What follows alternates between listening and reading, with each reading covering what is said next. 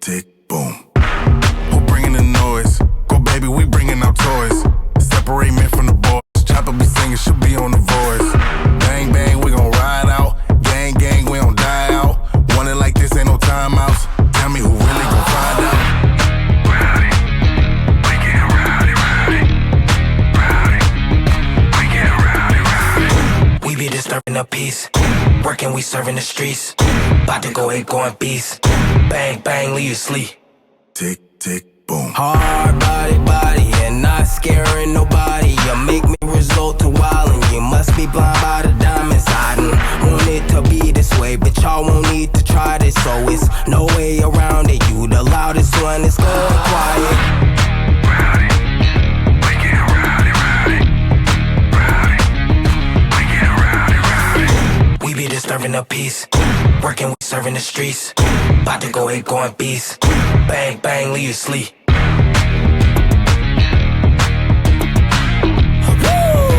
It's go, go, go, go, go, go, go time.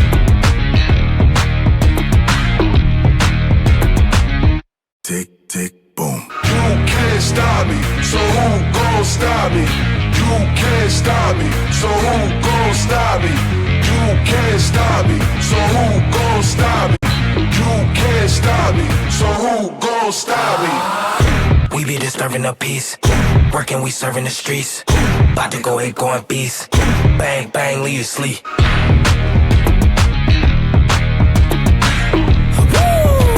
It's go, go, go, go, go, go, go time.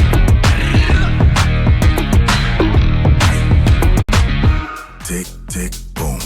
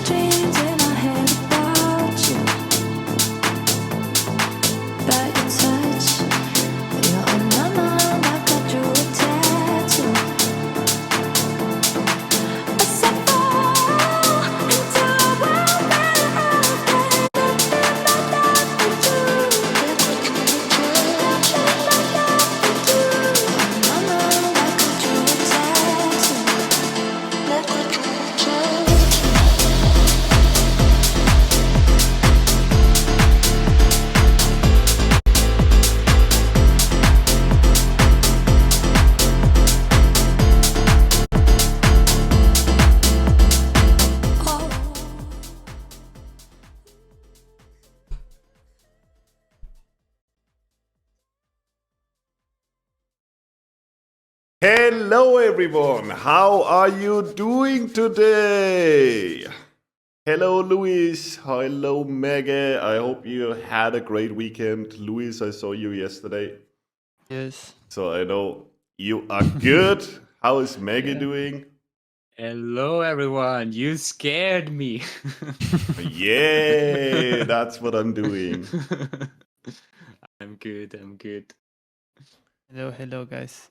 So, new week, new quarter, Nice new tease. month. Yeah, we are getting there, as you can see. We are getting there. We are getting there. Slowly but surely. So, yeah, I think everyone has seen Peter's message, and I just wanted to show that because sometimes I'm super surprised. Guy is joining in the middle of the night, so he's sending me a message at 8:53 in the morning, my time, right? Obviously, didn't even open a ticket, despite the fact that it's Sunday night. So who do you expect to work on Sunday night? Even though you have a high chance in the academy that some of our guys are answering your ticket at this time, right? But like, if you don't even open a ticket and just post 2 messages in the onboarding live channel, then it's going to be a problem. And coming to the conclusion after that I have not received any support. I'm unable to view any courses. The available content significantly deviates from what is advertised, which much being of it inaccessible to me. So that's gonna be a problem. Not in the academy because I don't really care. But like, if you have this mindset, you're gonna be doomed to lose a lot of money and pay it to somebody else who has a better mindset, right? Yes. Hard, but true. I refunded him, blocked him, because I don't like the attitude at all. So that's the chance, most likely his only chance to ever become a good trader. Gone, blown up into the sky, done and dusted. So I just... Rest in peace. Yeah, rip, rest in peace.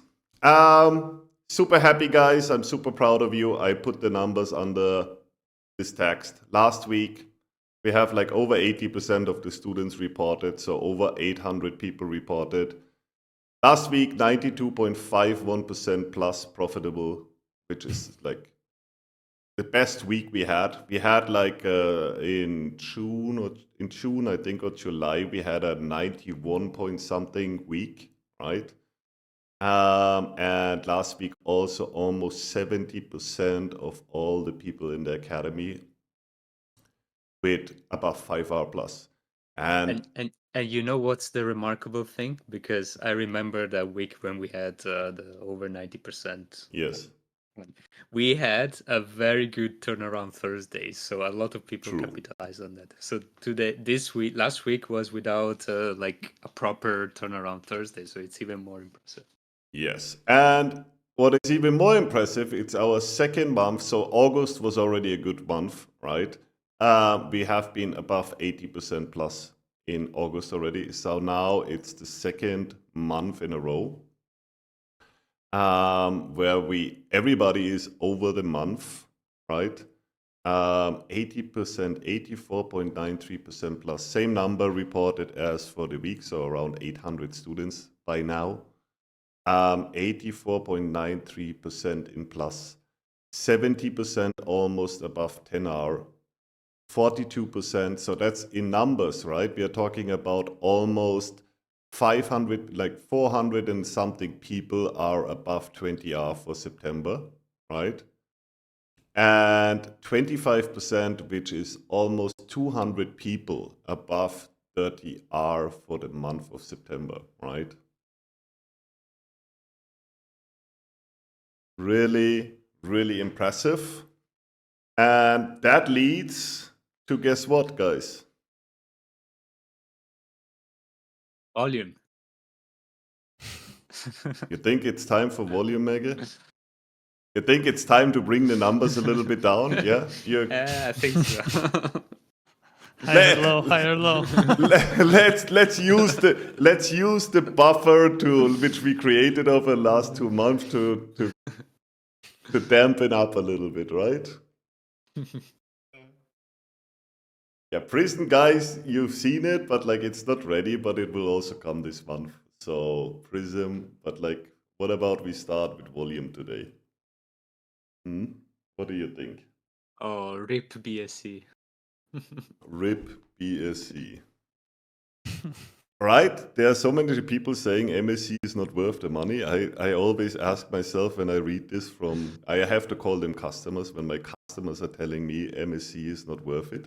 I just look in the MSC chat and I'm like, in which world are you living? I don't get it, right? I don't get it at all because MSC is by far superior.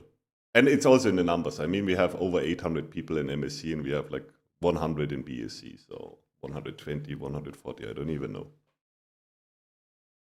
5 days of live session. Literally, I figured out today in the PhD session because I was yesterday in the performance session. Like yesterday, I did 6 live sessions in a week. And most likely I will be there, not every Friday like yesterday, but I will be definitely hanging around. And then I was like, wait, but I also joined the student stage.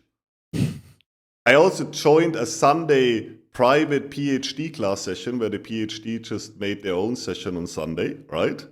So actually I was 10 times in live sessions last week. Crazy.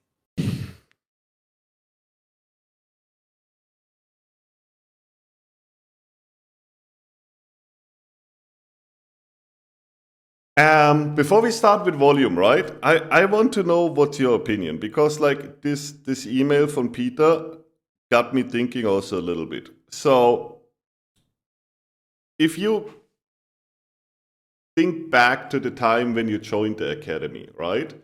Would it be a course of action from us to say we are separating new students from the old students? Would you have appreciated that? When we put you into a channel where only new guys are, you can do your frame, you can go like step by step. Because I think the problem why most of the people when they are joining new, I mean, we definitely have an overload of information, right? And the problem is that like when you come new now into the academy, you can literally drink from the fire hose, right? And you're missing like a lot of these crucial steps.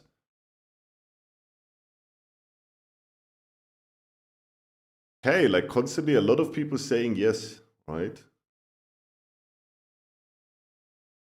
I mean, I was like always saying no, I don't want to do this because I thought, you know, it's such a powerful thing what we have, especially in MSc, because the older students helping out, answering some questions, it's a very nice learning environment, I think. But if you're all saying yes, it makes sense to separate them.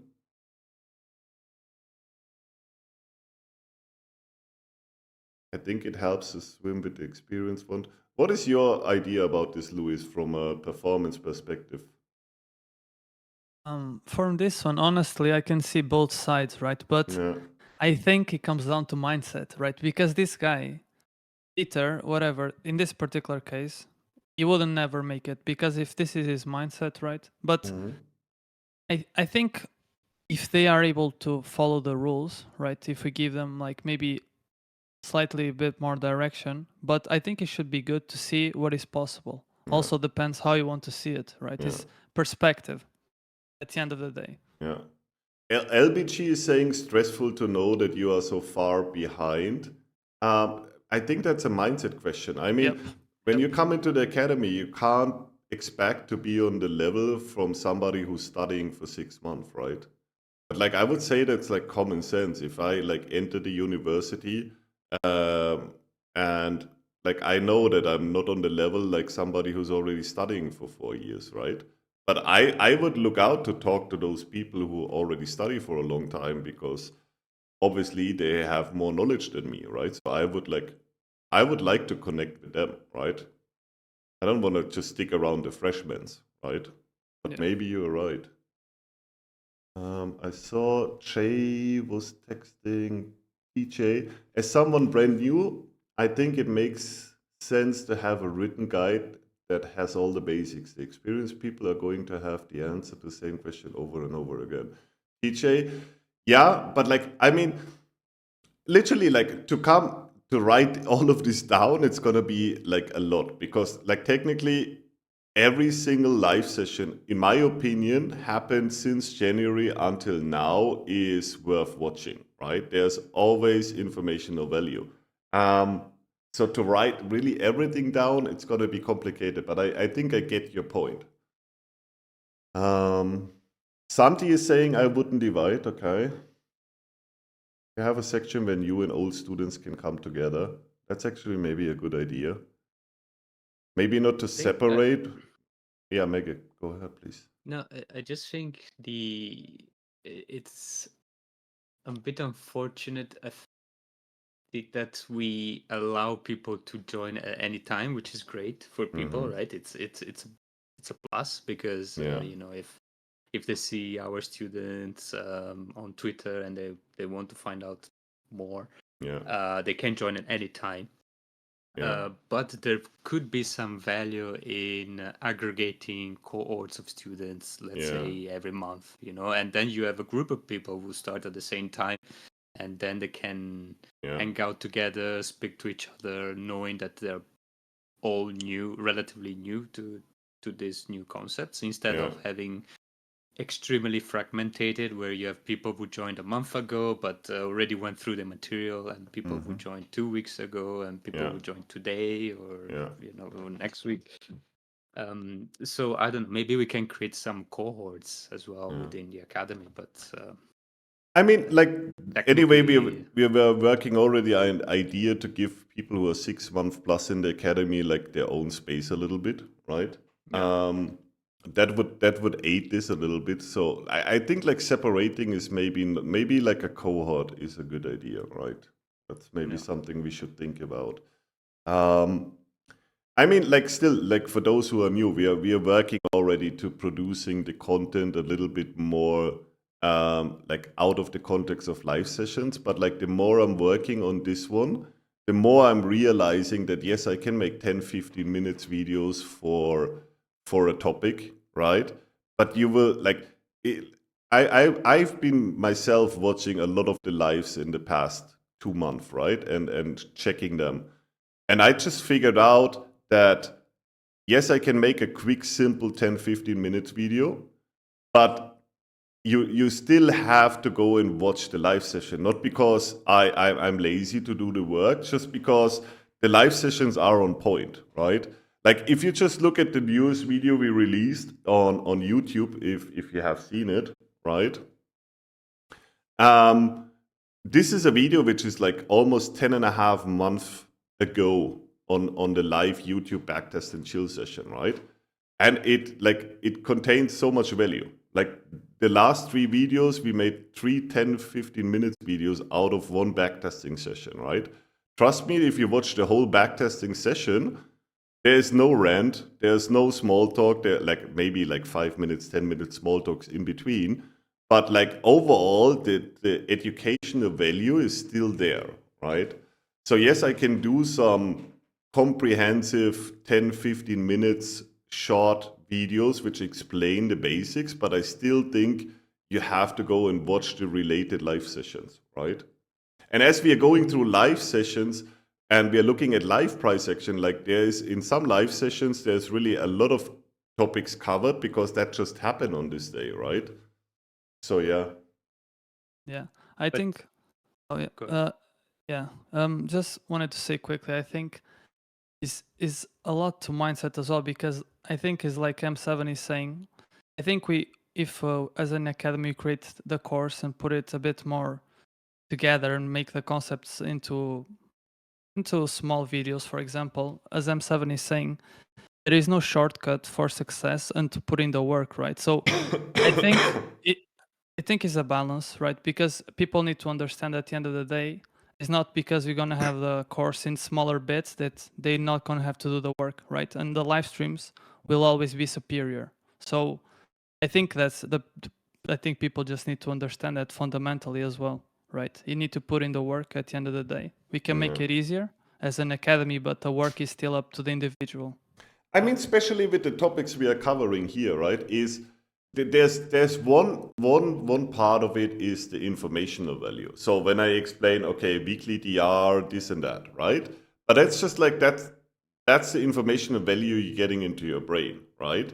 But like, to really make use of the stuff I'm teaching, you really have to do the work, right? So it's not only about making one video and then that's it. You watch the video and then you can apply it and do it in the live chart, right? So that's like a very important factor. That's why we structured most of the content, that we say, okay, do this backtesting afterwards, do that. Because like, it's so important to really make these concepts alive with repetition and really doing backtesting or re-engineering, whatever you prefer there, right? So it's gonna be a complicated thing, but I mean, Mega is absolutely right. The easiest way would be for us, okay, we open the academy in January, and then you if you're not in there, your fault. what can we do, right? And you get a new chance in January, right? But that's actually, I mean, that will take me too ICT much. style before ICT. Yeah, but like I don't have 10 years time to come to 10,000 people, so like I'm Yes. refusing this a little bit, right? So I mean, the sailing boat will be old when I'm finished with this, so no, I'm not gonna do that. I have to step on the pedal a little bit. I agree with Anand, by the way. So Yeah. he's saying rather than break up videos, what's more useful is more homework task Yeah, that you structure on a weekly or bi-weekly basis. And I think that's exactly also in line with what Luis was saying. It's all about the work you put in rather than how many videos Yeah. you've watched. Yep. I also like the idea some have that we are incentivizing metrics, right? And using metrics for certain, like you have to have that and that in metrics, like kind of a batch system in metrics. When you have done this homework, then you can go to the next topic. Yeah, that would be also not so bad. I mean, there's a lot of homework, but like the homework is like hidden in, or like not hidden, but it's in the live session, right? Like if you go through January until now on live sessions, you're gonna have a ton of homework, right? Yeah. Like you're gonna be busy till next year, right? And you're gonna learn a lot. And you're gonna learn a lot. Because that's like, I'm asking those guys when we go back to this one, like I'm really asking those guys, 23% of all the students, MSc and PhD, right?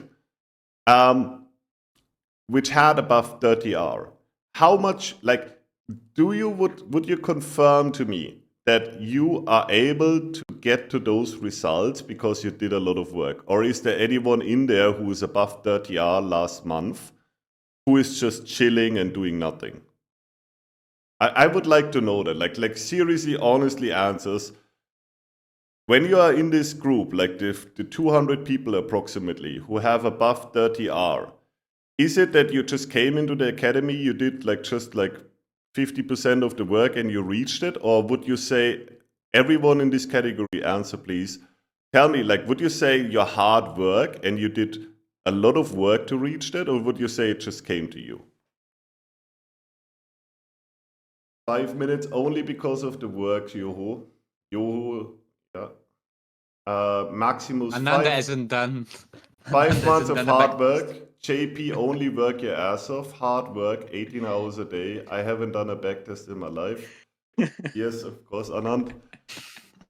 Anand timeout. I think I think he had clown for breakfast today. No, I didn't do anything up the grub. You also had a clown. Confirmed hardwood perk Stingray. Hard work every week. Trader Jimmy, hard work. A lot of work. More than I ever did in my job. Nice. Tons of work. Tracy did a shit ton of work. Mind, backtest, and re-engineering. Lots of work. Re-engineering every night, Alisa's. Not me. I was blowing accounts before. Okay, that was before. I'm doing the homework, but I'm not always sure I'm doing it correctly, and I don't feel confident. I had to work, Dr. Stacks. Underneath. Mickey, anyway, Mickey is grinding the shit out of it, 30 hours a week. 4 months, stake 4 months to get profitable, and you're quick, right? Like in my head, when I started the academy, I was planning around 6 months to get people to the point where we are already now, which you reached after 4 months. I dream about charts every night. M7, which news day should we not trade gold and oil? Crude you can trade literally anytime, so there's no limitation for crude. Gold is connected to the same news data like ES, so CPI, PPI, FOMC, and all of this stuff. But you can, like, I'm not giving, you can check, but like gold, I wouldn't trade on this date. Oil, you can trade. 30 hours a day minimum, yeah. I binged ICT videos. Goodbye life. Right.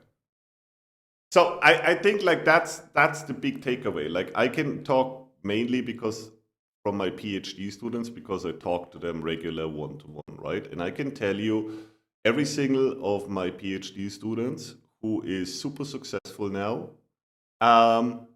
it only came when they started really to submit to doing the hard work and going step by step.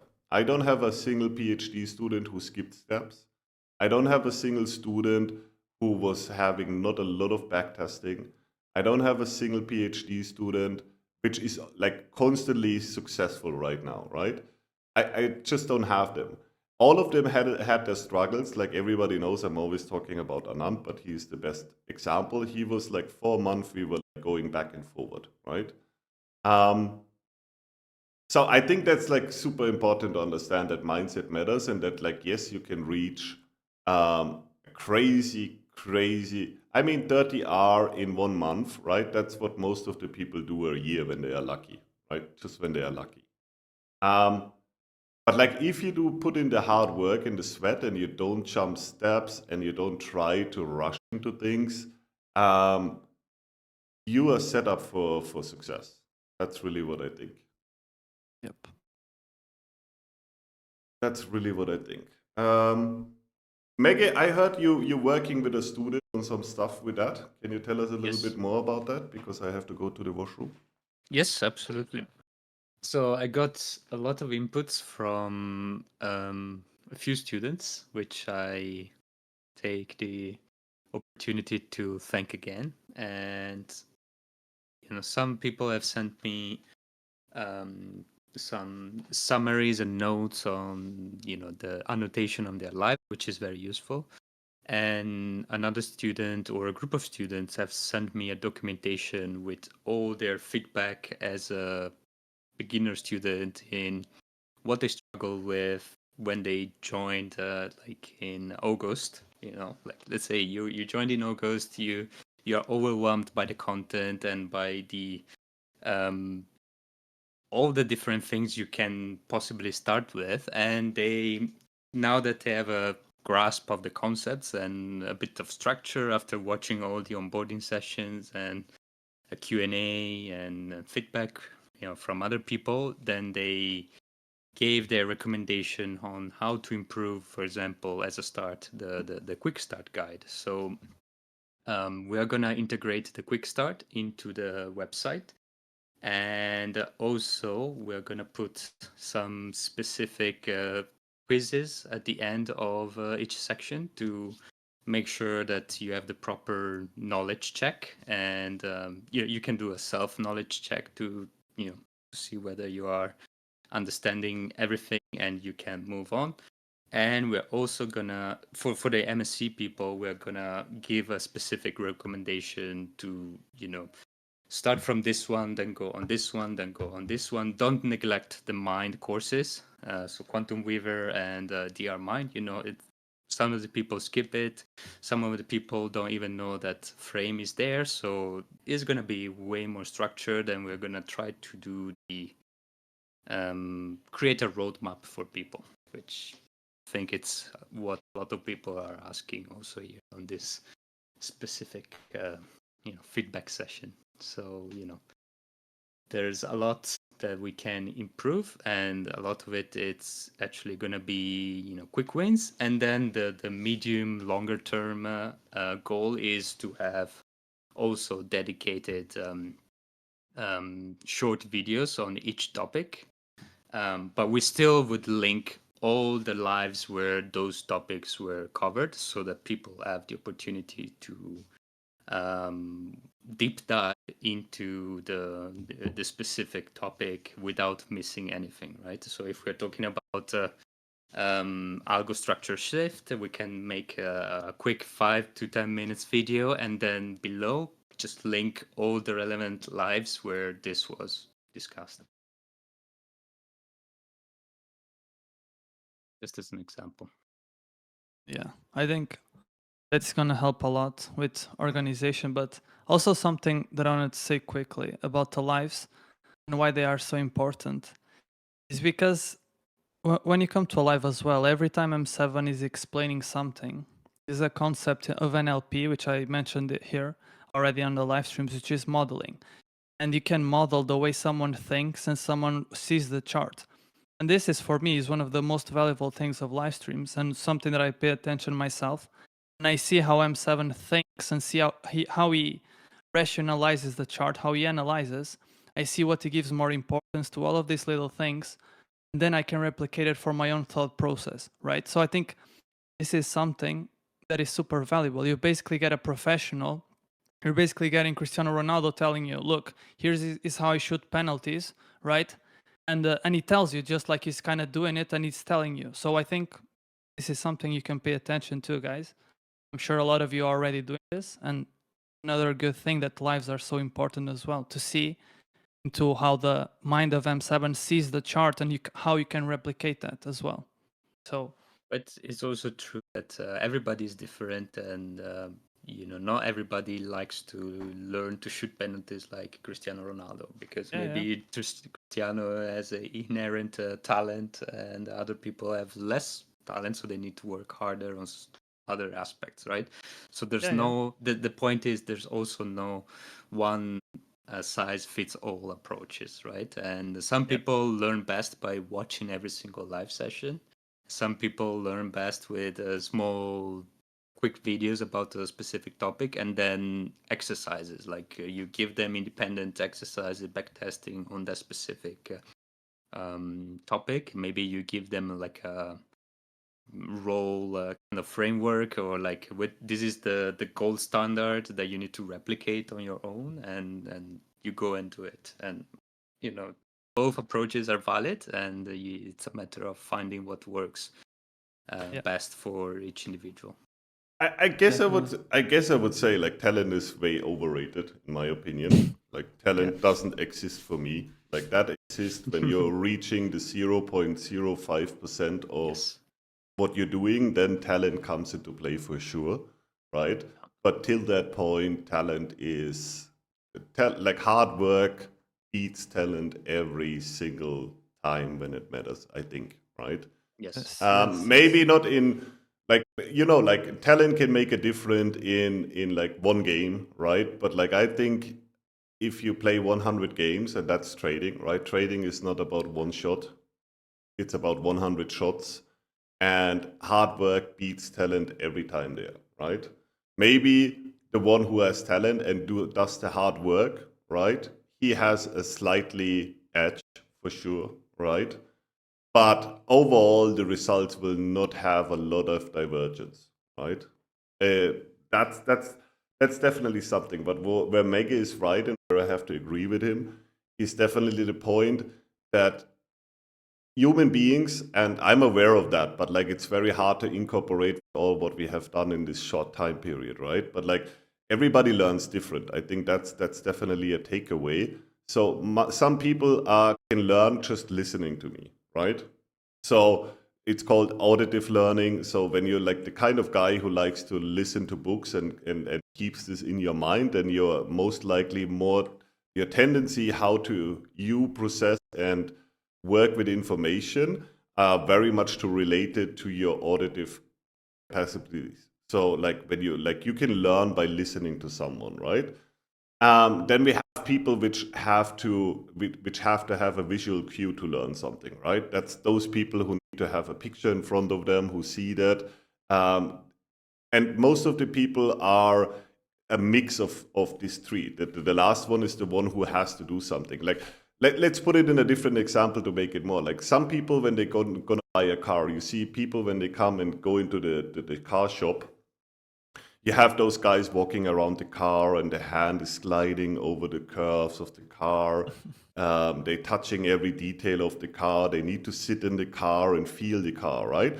That's like then this person who needs to do something. Like on a learning perspective, that's a guy who really has to do the homework, who has to get into a chart, doing it by himself and all of this stuff, right? Some people, they can just walk into a car dealer, look at the car, and that's it, right? Just the visual cue is enough to say, oh God, this car is so nice, right? And then you have the guys who go to the sales guy and say, hey, can you turn on the engine, please? I need to hear it, right? I need to hear it. I need to feel the vibration on my body and all of this stuff, right? M7 kicked out. Yeah, like for me, like I'm a mix between visual and kinetic. So I need both. I need the feeling. I need to touch the car literally, right? I need to feel it and I need to see it. Auditive, like I don't really care, obviously. That's not so. I don't learn good with audiobooks, for example. I need to read books. For me, Audible is a nice gadget, but I'm not learning with it. If I want to learn, I have to read the book, and then the best combination for me is reading and writing down the passages which are important for me by hand. That's why I'm a big fan of the Remarkable, which I need the Remarkable. So like I need to when I study something, I need to read it first and see it first, and then I have to write it down. That's why for me, it's a very crucial aspect in learning and getting things done. Remarkable was such a game changer for me because my life before I had like 1,000 notebooks, right? And with the time, the more you write into your notebook, it's getting a pain in the ass to find your writings, right? So Remarkable really changed my life in learning. I think that's super good awareness, right? Being aware how we learn the best and then take action for that. I mean, I can tell you, like the corporate world is spending thousands of dollars to educate the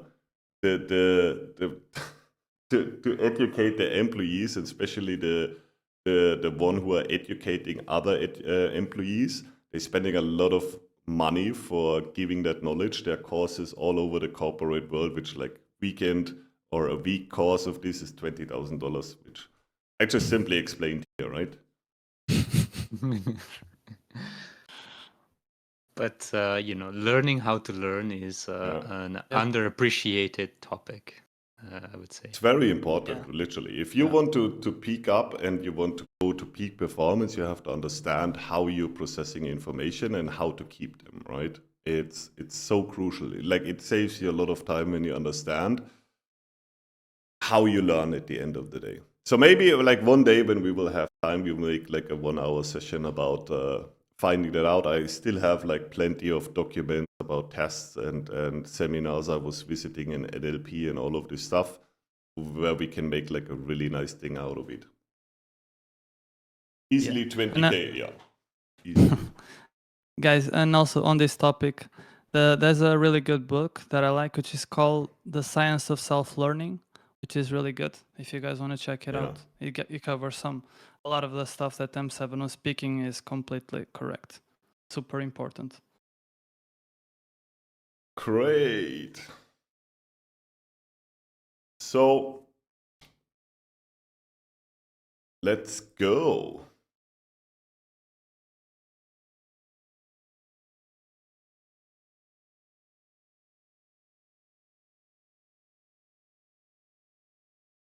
Oh, sorry, I was just reading a message regarding Peter.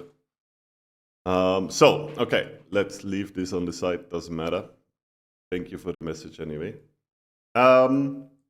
Psychometric test. Yep.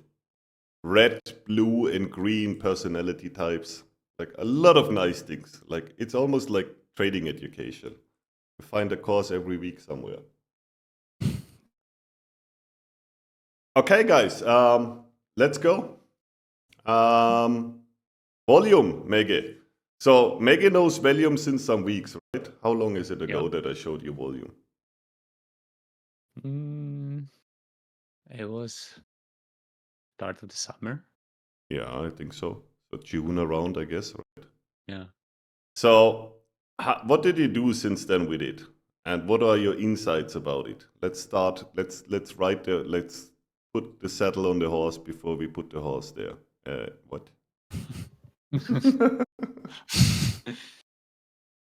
Well, it's again, I encourage people not to treat it as a holy grail that you just sell your house and kids and go all in once you get a quote unquote volume signal. There's no such thing as a volume signal. It's just in the way we operate is another confluence that it's in your tool. In your toolbox. So it's just another, weapon whenever you need to construct a Hey, trade. hey, Mege, have you been in our performance session yesterday? No, sorry. So we explained at the end of the session, we said some subconscious doesn't know negative wording, right? So literally what the people all understand, this is the holy grail, sell your wife, your kids, your dog, and your house. This is a supportive tool. Right? Yeah, This is a perfect. supportive tool.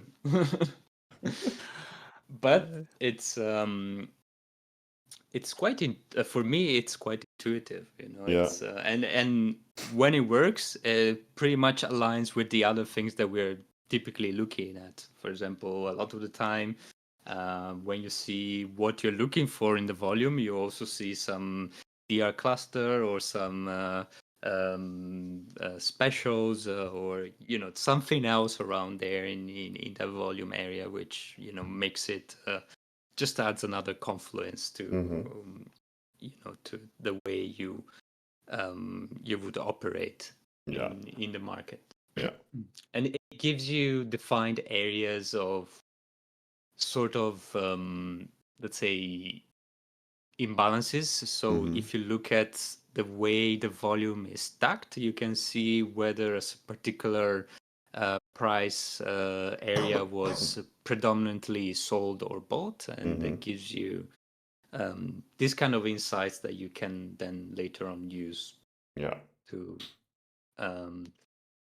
you know, to construct your trade. And the other thing, if we are looking at similarities with other things we are using currently, so if you think about the autobahn, the motorway, so the big white space between DRCs, I would say volume acts in a similar way whenever you have peaks in volume and throws. So like when you have clusters of volumes and then in between there's nothing, you know that that area is kind of a highway area where price will move relatively quickly between those two areas. Okay, so let's think about it in a different way, right? So far we have time, right? Time is a crucial factor for our decision making in everything we are doing in DR, right? Everybody agrees? So we have, like, literally, like Louis said yesterday in the performance session, right? Everything is planned when it comes to our trading day, right? So our sessions are based on time. That's the first thing, right? Even we know the time is relevant when we have transition between sessions, right? We learned this with the advanced entries. So time is a crucial factor, right? We have the data for time also, which we can use to make a trading decision and to find an entry. So, and the second part, what we have is price, obviously, right? So price retracement data, price extension data. So everything connected to the real price action we are seeing, and everything is connected to standard deviation. So why we are doing this? Because it's helping us to, no matter if gold or if crude light goes to $200, right? We are always looking at the relative change, not the price change. So far we have been working with these two components, right? Which is time and which is price. And when we are adding volume, we are getting the third, like, so far we had a 2D chart, which is like on the x-axis we have time, and on the y-axis we have price, right? So far we are working two-dimensional. And now with adding volume, we're getting our 3D chart, right? So, and this will be super crucial for understanding and giving you more information. But like Maggie said, as time and price are correlated, so is volume. So you have to look at volume in a way that it's fitting the overall picture which time and price gives you, right? And then obviously we are getting all the other concepts from weekly DR to DRCs to directional imbalances to multi-time frame imbalances, and etc., right? And the box. So let's start today's session with, or like, let's start the introduction, because this is not going to be one webinar where we're talking about volume. We're most likely going to talk more about it. But let's start with time and price first today in CL, right? So what is the ADR model? It's a range contraction. Oh, is it for me or for the students? Yeah, like you can answer and the students also. Range contraction into range expansion. Yes. So a squeeze model. Yes. So what I have taught you about what we expect, what we want to see technically, it's like that's our wish, right? The possibility is there and that's what we're wishing for. When we see a squeeze model in the ADR, what we are wishing for in the ODR, what we want to see. We want to see a range expansion. Yeah, so we want to see squeeze into expansion, right? Yes. So in this case, our wishes became true. So we rubbed the lamp and Aladdin came and fulfilled our wishes, right? So we have ODR forming as a squeeze, as a contract, as an expansion model, right? So I'm writing it down here for those who need visual cues, not only listening to me. I learned that, guys. And let's make it in green because red is a very complicated color for our brain to comprehend. Emotional color. Yes. And that's expansion range X. Let's call it not squeeze, and that's range contraction, right? So, and let's say we are not trading the ODR session and not the RDR. We're coming at the end of the ODR, right? So what would be our, like first of all, what we already know when time is around here? What could be our first conclusion about price action so far? We already extended. Yes? And we are forming a range expansion model. We didn't take the low of the box nor the high, but since we know if we look at the data and we look at the probability of making a max extension, and it's likely that the max extension is already over. And we took the height of the ADR and we're making higher highs in the ODR, so this would support the idea of going lower. Yeah, so let's define our target. So we are coming into the ODR session, right? We would be here. Just finish the ODR box, right? So what would be targets? Like at this point, we know which direction you want to trade right now. Like, is there any potential target to the downside left? And where would it be? I mean, it could be maybe taking the low of the previous RDR, but I would say you already took the low of the ADR, so it's likely going the other side. Well, like first of all, like our low, like we have 3 targets in this scenario, right? That's our first target. That's the ADR low. Which is taken. Yes, this is taken. So then we have the RDR box low, which is taken, right? Yeah. So the last potential target to the downside would be the real price low of the RDR session, right? Yeah. And then obviously, if it won't go lower, the next level would be our weekly DR. Very simple, right? Yeah. So these 2 are already out of the occasion. So let's make them yellow. Or let's make them green. So they are already done so. So the only potential target to the downside would be here, right? So now we are looking at what is happening here. So idea would be obviously what is this here? It's not only the RDR low, but what is also here? It's a DRC, right? Yep. So this small box over here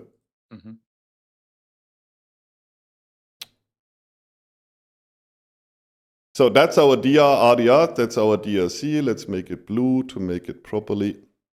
So that's our DRC, which is aligning with one of our targets. And as we can see, those two candles are rejecting to the tick from this level, right? So what would be our first conclusion now? So what would be our trading probability? Which trade direction you want to go at this point of the price action here without even looking at all the other stuff what we have, just like what we see on the chart. What would be the logical consequence at this point what we see right now? I would say price target is reached. So Yeah. And we're forming a perfect expansion model. So Yes. I would say the logical conclusion would be to turn around and go to the other side. Yes, so our first target to the other side would be where? It would be at least a new high. Yep. And what would be the next potential target? I would say the high of that one, yes, 0.7 something. Yes, so the price high in the RDR session after box Yes. forming would be the next one. And what would be the last target? RDR high. Yes. So that would be our potential targets, right? So even with the beginning of the ODR session, right, we have a good understanding what we want to see next. So the probability in this case, right, is increased that we will see a long movement based on our understanding of models, right? And we have target areas. So we know first thing we want to look for is a new high, right? Above the high we have just recently seen in the transition phase. Next level of target would be the high of the RDR session and then the box of the RDR, right? So at this point, like I want you to think about like just with using time, price and model understanding, you would have already a very clear picture what you expect market to do. So let's say, Maggie, you take a long trade right now, right? Mhm. Where would your stop go? I would say below the DRC. DRC. So let's say 1-2 ticks below here, right? So below the low. I know we have delay. So, but like this trade is only a 1 to 1.3 risk reward ratio. I don't know if you see it already on the screen, yeah? Yeah. So then we can check, okay, what about if we go for this target at the 2.4 trade? So now we could say, okay, let's have a look if we can get any better entry to get a 3 risk reward ratio, right? Mm-hmm. Either we would adjust our entry or we could go for the higher target, but I wouldn't go for that, right? Obviously, when you go for the higher target, you will have the range, but like here we would have to, I would rather prefer to go for the first or the Anand second style. target and do Anand style, right? Yeah. Because like the higher you go with the target, you're decreasing your probabilities, obviously, right? So that would be the conclusion. But we have everybody, I hope if somebody here in the audience is saying, no, I don't have this conclusion at this point, that you want to take a long trade into the direction of these two targets, right? If somebody's saying, no, I don't follow this, then let me know in the chat. But in generally, that should be your conclusion at this point. Somebody's saying, no, I don't have the same understanding, then drop it now. Tell us.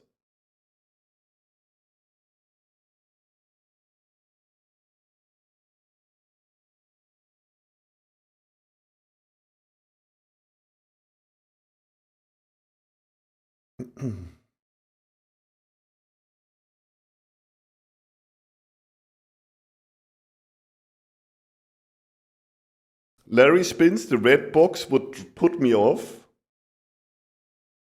Larry, that's like one thing which I tell my PhD students, again, to focus on a pro and con list, right? Because in this scenario, definitely the red box would be a con, right? But I'm telling my PhD students, stop looking for one thing, right? And like we have a doctor in the PhD group today, right? Not today, we have her longer in the PhD group already, but she's a doctor, like active, working as a doctor. And today I told her, I said, listen, like you hear my cough, right? So are you telling me, hey, M7, you most likely have lung cancer because you're coughing? And she said, no, of course not. I said, yeah, listen, that's the point. Like if you're focusing on only one thing and you don't looking at everything, what is connected or what could be connected to symptoms, then you're tunneling. Only looking at the red box here and telling you it takes you off is tunneling on one thing, right? Yep. Narrow vision. It's narrow vision. You're like ignoring all the positive things because you have one thing which is negative, right? Yes. Especially when we have the Christmas wish of squeeze into range expansion. Yeah. So the point is like even if you look from a short perspective, let's say you're looking at the price action right now and you don't have the understanding for a long here, right? Let's put long off the table for a second, right? If you just follow the red box, like even if you're short tunneling, right? So the target, there's only one target left for the expansion to the downside, and that's this target here, right? So taking a short trade here, it has a very bad risk-reward ratio, in my opinion, right?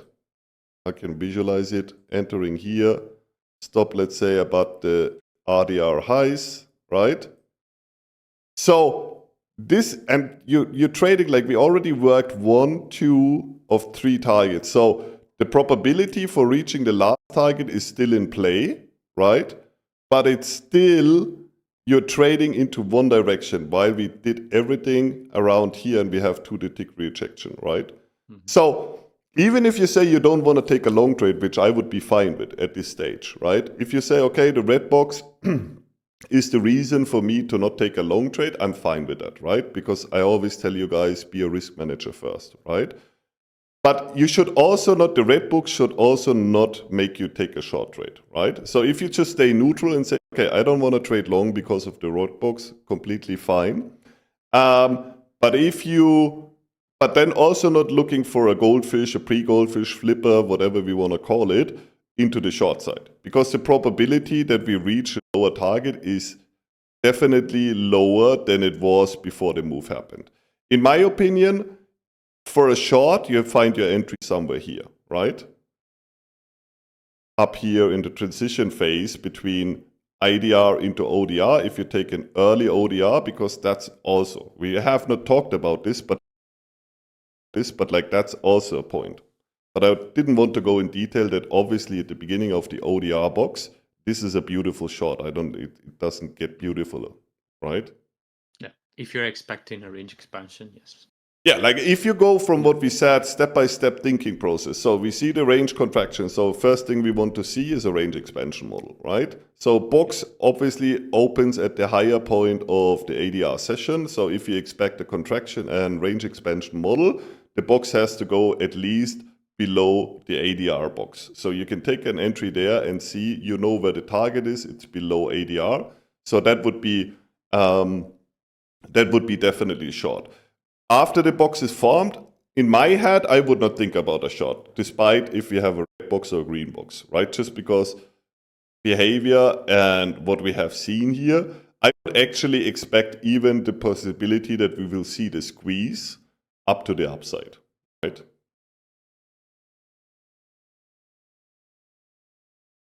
Makes sense to you that like right now how price is action, we have the possibility that the squeeze, which is coming from our contraction model, there's a possibility that we will see the squeeze to the upside at the moment, right? Everybody follows that? Because we are expecting a strong movement in one direction. So right now, I can't rule out that the squeeze is happening to the upside, right? Possibility that it's squeezing up is given because we don't have any targets. So I have more targets to the upside now. We have 3 targets to the upside and we just have 1 to the left, to the downside, right? So just based on targets, there's much more to work on the upside right now than it is to the downside. we go back to the when I explained you liquidity and that it's not liquidity. Literally, like all this stuff here is more or less collected, right? So there's only one area left. This is down here, right? To remove liquidity out of the market, it's only down here, right? While to the upside, we have 3 levels where we can potentially remove liquidity out of the market. And now we're starting talking about removing liquidity instead of liquidity, because as I explained you, it's not liquidity, it's actually removing liquidity out of the market, right? So, okay, let's continue from where we have been here, right? But to Larry's spin again, like it's very important to have our pro and con list all the time for you guys. Like this is again learning process. Have it on your chart, write it down all the time, right? That makes it so much easier for you to analyze and make decisions. Yeah, and then eventually you will do it like M7 probably is able to do right now, which he does it subconsciously, right? As you say, you look at the chart, you know exactly what you're looking for, and you know what you want to do, right? Yeah, Santi has this in his database also, right? Can you zoom out and talk about ass? Seriously? We're not talking about ass, gaps in liquid. How is gaps in liquid anyway in this live stream? Yeah. What the fuck? Self-reported gaps. Self-reported. Self-imposted. We have an imposter and he imposting himself. Sorry, gaps in liquid.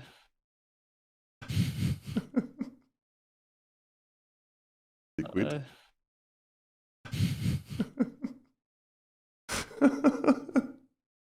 Oh my god, you know, this academy is really the best time of my life. I never remembered laughing so much. It's so funny.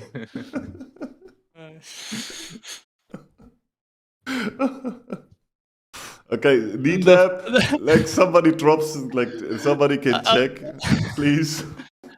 I was just gonna say something, because if he studied as he wouldn't have asked that question, he wouldn't get found out either. So it's even funnier because of that. Sorry, gaps in liquid. We explain it, but you're actually not supposed to see this live stream because it's only for MSc and PhD members.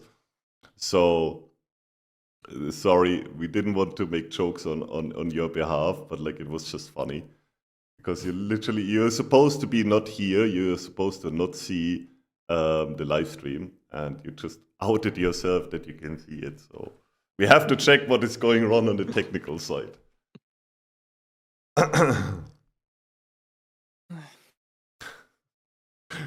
Who left the door open? Okay, let's continue. So, Oh. Okay, you're lucky. I leave you in today, but we definitely after live stream are gonna talk to Neatlab. What the fuck is going on, right? So yeah. Okay, coming back to what we have seen. So everybody is clear. Okay, so potential to the upside direction based on all the analytical stuff what we have, and to not make the session too long, we're gonna not go over all the other stuff what we have, right?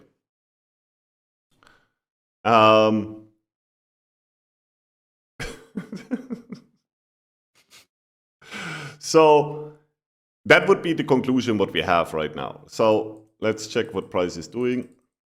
So then price comes obviously up, right? We would not get an Anand style here, right?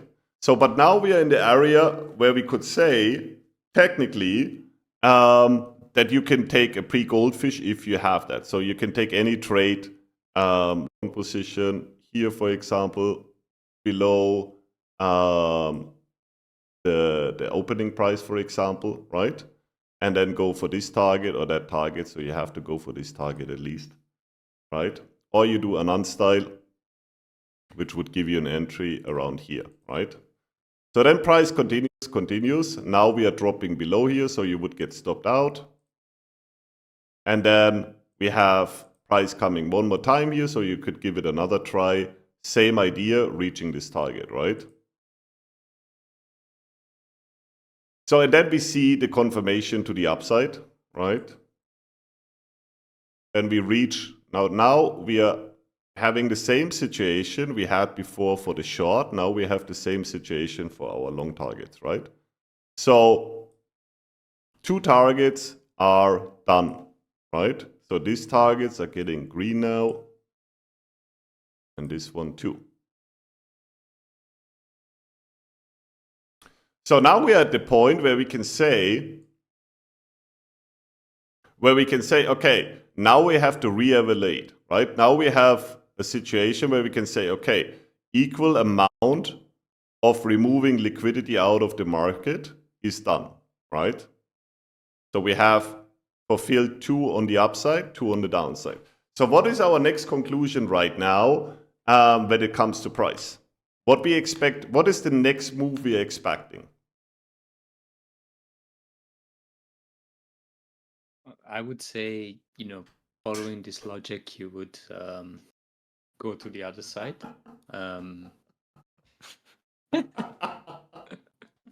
What the fuck?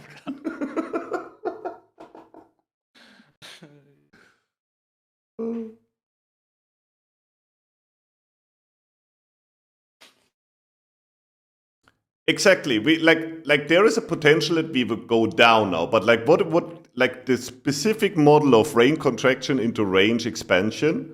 Now we are expecting not only like one move in one direction. We are expecting what? We are expecting a squeeze. And like, how do we define? I can't get this picture. How do we define a squeeze? A strong directional movement. Yes. Beyond the previous RDR. Yes. So like there are 2 options now for us, right? Like there's a potential that the squeeze continues up, right? Like we could see right now, we don't know. Technically that could happen, right? The possibility is given that the squeeze could go this direction, right? And then we have the other possibility, which is like the squeeze is happening to the downside, right? So these 2 possibilities, not much more left for us, right? Agreed? Yep. And now it's getting interesting, right? Because now the question is, based on the model and based on the price action, like listen, and that's where I really want to follow up everyone with their thinking process, right? Is down here, the probability for an up movement increased because of what we discussed, right? What is the probability? Which directional information or like which direction has the higher probability right now? The downside. The downside, and why? How would you explain it? Somebody's asking you, why would you short this, Maggie? Because we just removed liquidity from the market. Yes. So I would say it's more likely to turn around and find liquidity on the other side, or remove liquidity on the other side. Yeah, caps in liquid. Sorry, like we are joking, but don't take it personal, please. Just stay in the stream, enjoy the stream, and enjoy the gap we have here, right? But don't take it wrong. It was just like a funny moment. Don't take it personal. It's all good. Stay and enjoy the show. Sorry, Maggie. Go ahead. Yeah, I would say, we collected some liquidity now, and there are more targets to the downside now, I would say. Exactly. So the possibility, so when we talk about removing liquidity, right? Like at this point, there was not a lot possible to remove from the downside, right? But what we have built up here now, like in this move since we've been here and now we are going up here. So what possible liquidity we can remove out of the market, which we can make money, because that's what the algo wants to do, right? He wants to make money. So for that, he has to have liquidity he can take out of the market, right? So right now, just based on your normal common sense market understanding, where is the best way to remove liquidity right now? Because this market move, somebody bought, right? Somebody was investing into the long direction. So that's the liquidity which can be removed. I don't, personally, what do you think? Like, do you think there's a lot short liquidity here, right? I would say most likely not, No. right? Yep. Exactly. Trap the longs, get their liquidity. Exactly. So now it's coming together, like all the three things. Like still, we have possibility, obviously, both short or long. When do we know that it most likely goes higher? Like we can already define a level where we can say, okay, if price goes and closes above a certain level, then I have to think more about the possibility that price wants to take this one out, maybe.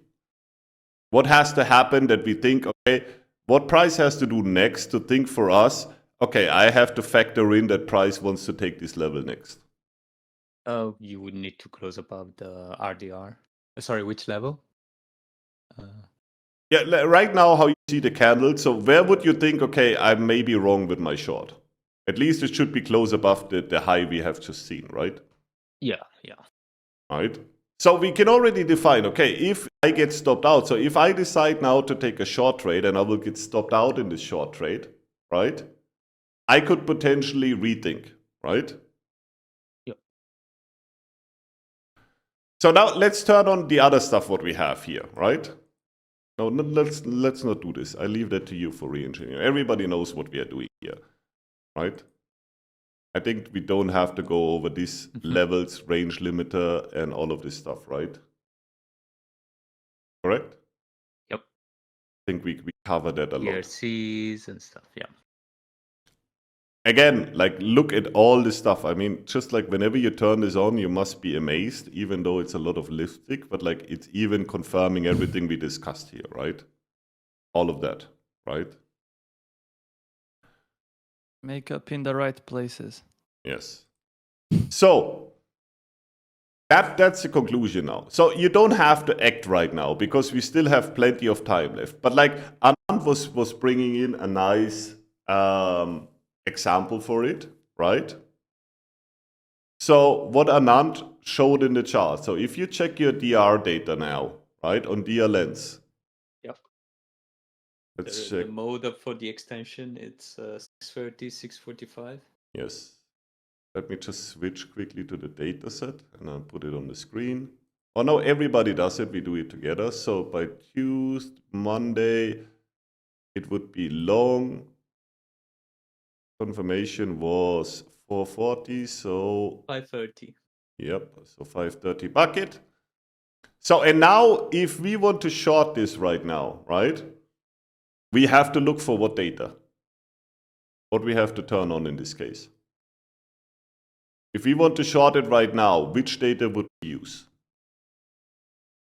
We want to make sure we short after the max extension has occurred. Mm-hmm.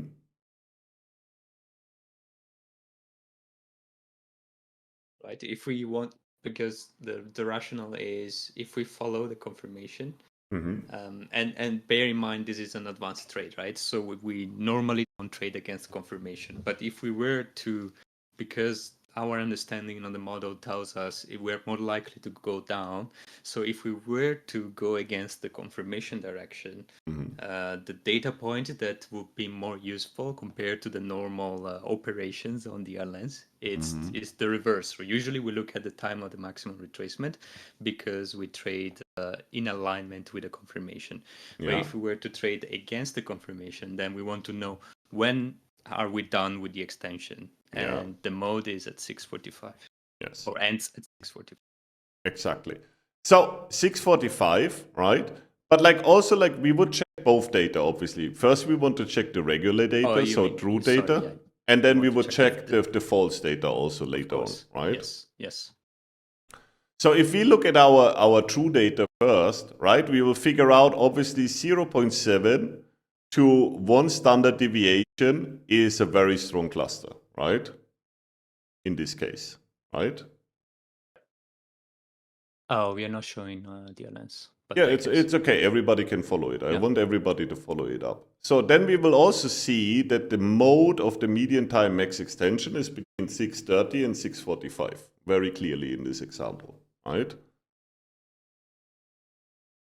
Correct? Yep. And then when we look into the median time of max retracement, we will see that literally after 6:45 until 7 something, 7:30, there is never a retracement, a max retracement happened in between 6:45 and 7:30, right? Yeah. So what does it tell us when we look at this data? It tells us that between, if we're going short, right? Mm-hmm. If we're going short, we're not. We're gonna see, if we haven't seen the max retracement yet, we're gonna Mhm. see the max retracement after 7:30. Exactly. So we should not expect to reach target between 6:45 and 7:30. And at the same time, 6:45 is the drop-off time for, or the mode time, end of mode time for the extension, which Mhm. is, it would say any time between 6:45 and 7:30 would give Yeah. us a nice entry. So let's mark this out, right? Shall we? Because 6:45 in this data set seems to be a killer, right? Yes. So let's mark 6:45, right? So after you checked your data now, do you want to short it right now? No. I would want to wait for 6:45 to be over. Okay. If you want to short it now, where your stop has to go. If you want to, like you're checking the data, you know there is still some time till 6:45, right? Yeah. But like, where should your stop go, right? It could be like without waiting for the time mode to be over, then your other reference point is probably the RTRI, Mhm. or you need to turn some DRCs. Let's make it data. Data, like let's use data for finding an edge here. Oh, data, so max extension, let's say above, let's say above 1 standard. Like 1 would be like the max, right? But Yeah. I would say everything between 0.7 and 0.8 would be fine, right? Right. Okay. Yeah. So like you could say, for example, you could say, okay, 0.8 would be one level, right?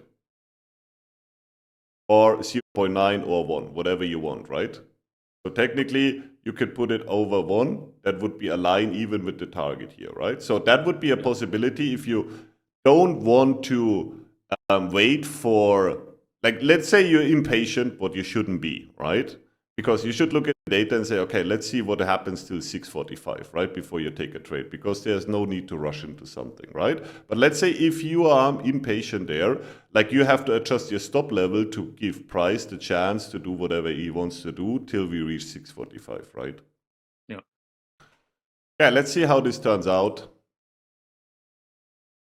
So I have to remove this line here a bit because the candle is covering it. Wait. Okay. So as we see, like this data we just extracted, right? Isn't that crazy when you think about it? And this has not been updated on DLNs yet, by the way. Yeah, like the data are old on DLNs today. Like that's not like, we are not showing you something which just happened and we updated the data. No, this is like real data. No, it's not, because if you look at the max extension data is 642 Alter. Right? And also the cluster goes from 6:30 to 6:45, right? So this one and this one.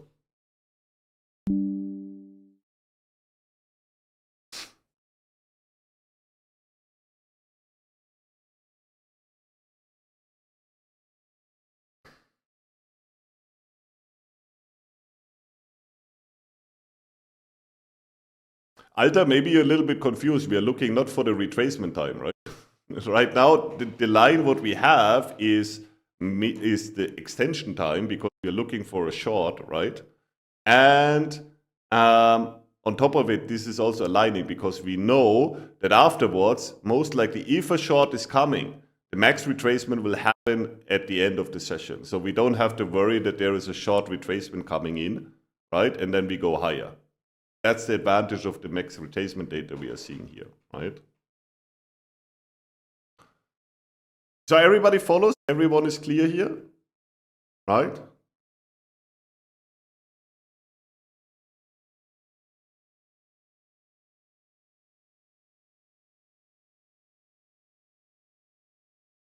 Gianni, again, like that's true that I'm saying this, but if your mode is 6:30 to 6:45, right? It's 6:30 to 6:45.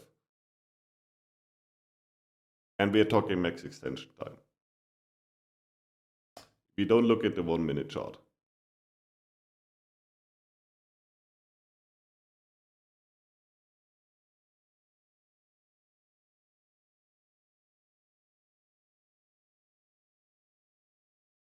Clear?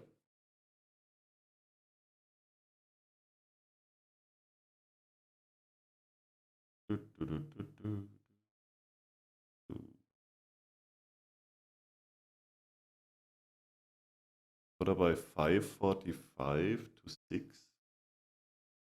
What is 5:45 to 6? I think it means probably 6:45. I think, right? No, aside, like, okay, like, guys, we are looking at the median time of max extension, not retracement data, guys.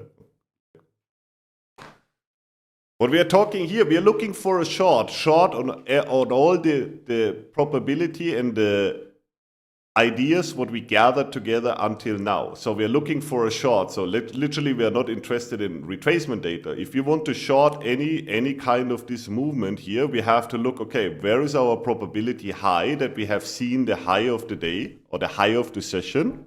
That's what we're looking for. That's why we're looking at extension data, right? So right now, this extension is most likely 0.7, 0.8. Check 0.7, 0.7, maybe 0.6. I'm not sure. 0.6. Let's check.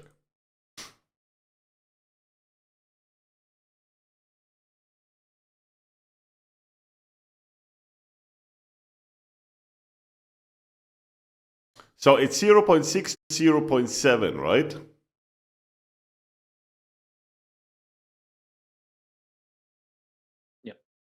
Perfect. Okay. So now we have at least time in our favor, right? And now we could think about all the conclusions what we have. We could try a trade here, right? So again, pro and con list. On the left side, we have our pros. On the right side, we have our negative points, right?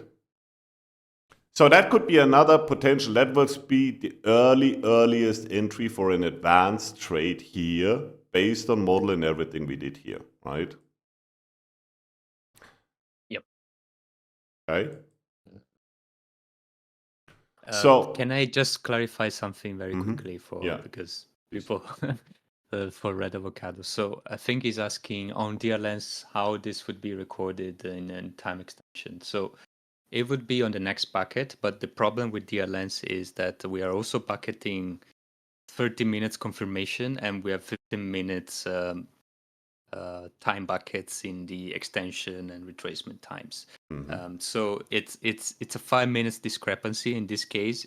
I would say it's close enough. In Prism, will not have that problem because you can slice the confirmation by 15 minutes, and then if you were to slice the data by 15 minutes, then you would probably have the two more aligned. The mode would probably be on the right place, but it's when you have the confirmation in 30 minutes and the distributions in 15 minutes, the edges could be a little bit fuzzy. So it's a 5 minute kind of headroom.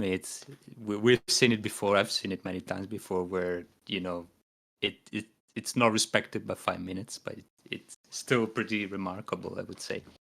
Again, like this is again tunnel here, right? So I'm not like we are not all the analyzing the idea or the understanding that we want to favor a short.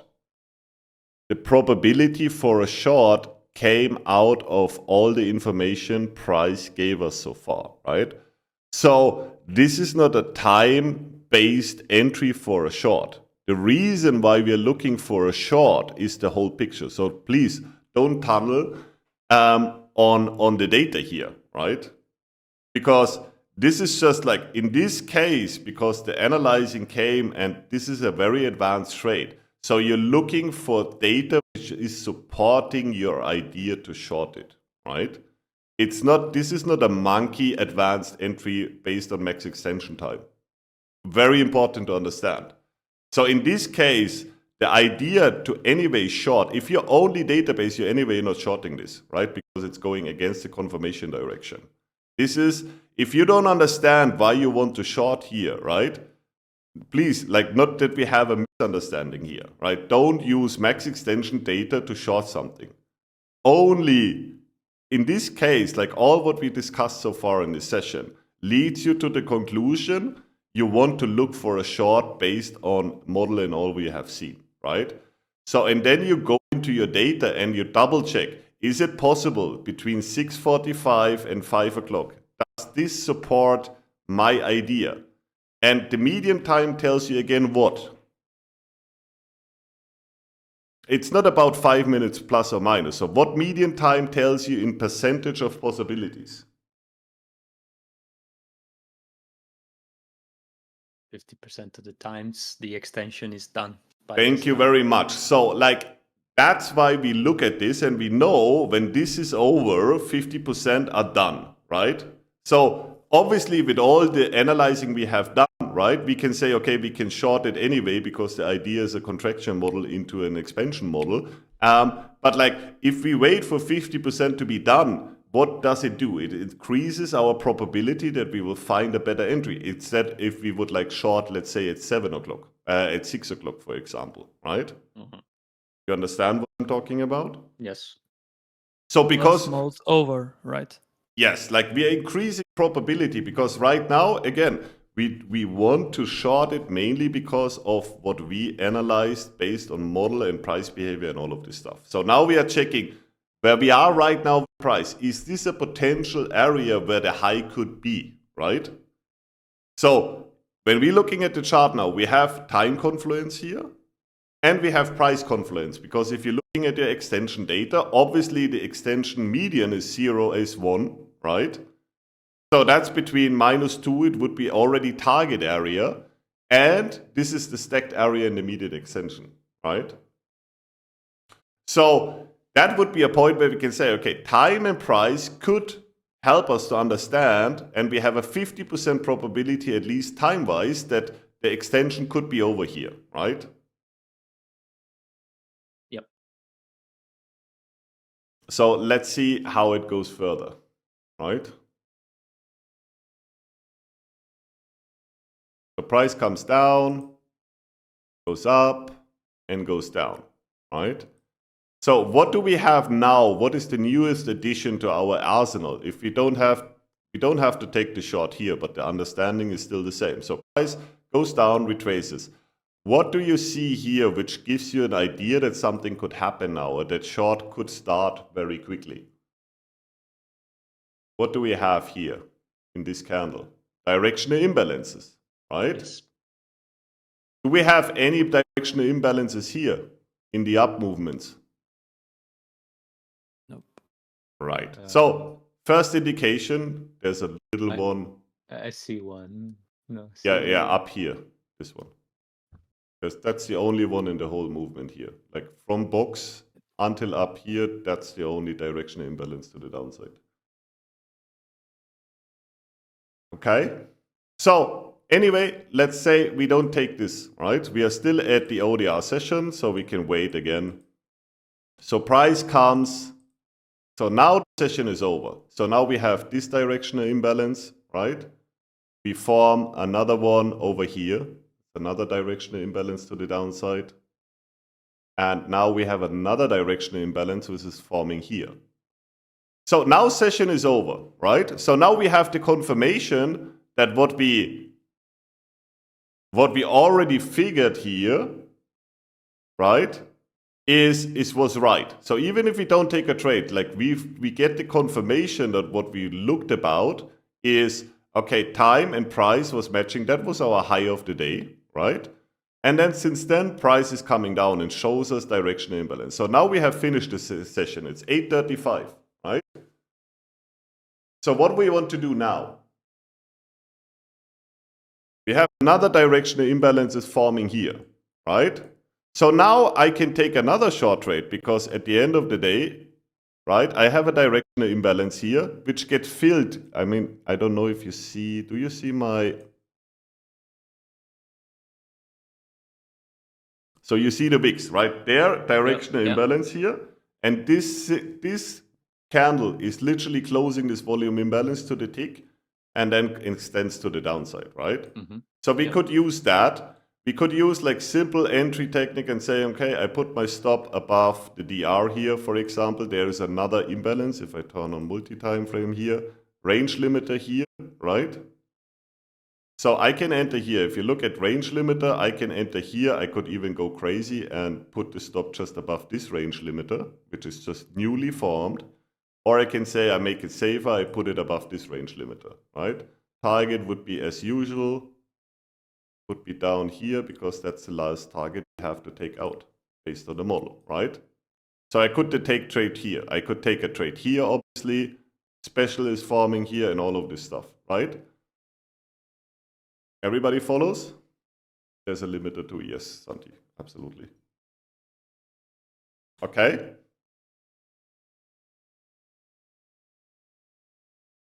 Everybody follows?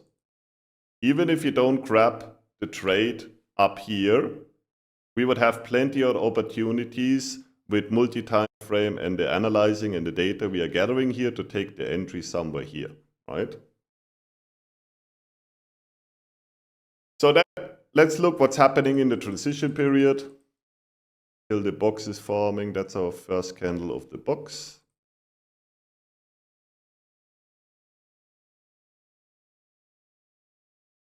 So obviously, price comes down. We don't have any directional imbalances to the upside, right? So far, still everything is in place, right?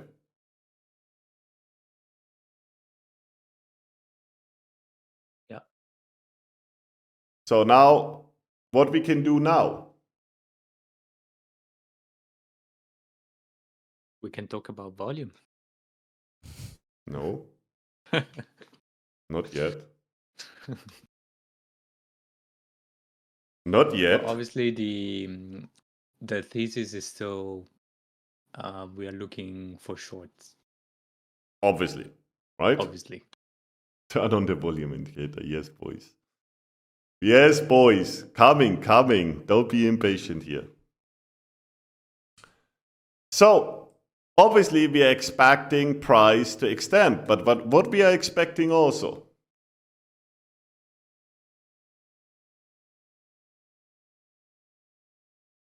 What we are expecting here, so that's our first candle. I'll give you the next candle. So that's the first candle of the box. What are we expecting? Squeeze, sorry. Squeeze, exactly. So if you would have done your homework when it comes to models, right? What do you want to see? I'm pretty sure Santi can explain that to everyone, right? What do you want to see? Do you want to see another trumpet in the ADIA session, or do you prefer the model which has no name? You would have done your homework. Do you want to see a Voldemort? Or do you want to see a range expansion model? Never. Never is not true. I've seen it. But where is you go one direction. Voldemort model. The Voldemort model, right? So either an upside or downside expansion model, right? Or the Voldemort level. No name, right?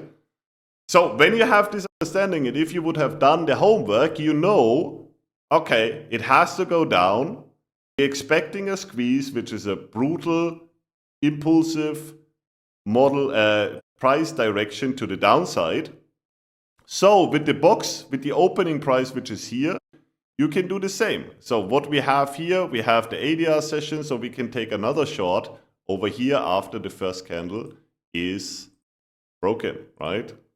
So here, let's say whatever you want to put your stop, right? Target again is down here, right? And for a squeeze model, now we have more information. Now we can say, okay, at least weekly DR levels, right?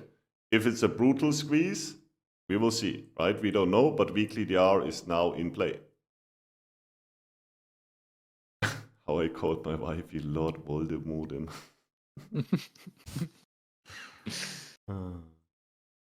Okay, so another potential entry into the direction.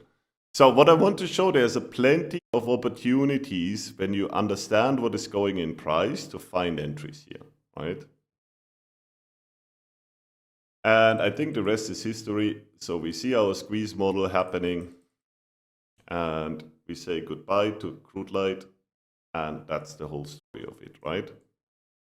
So now, anyone who doesn't understand what I said over the last 1.5 hours and says that is not logical to me.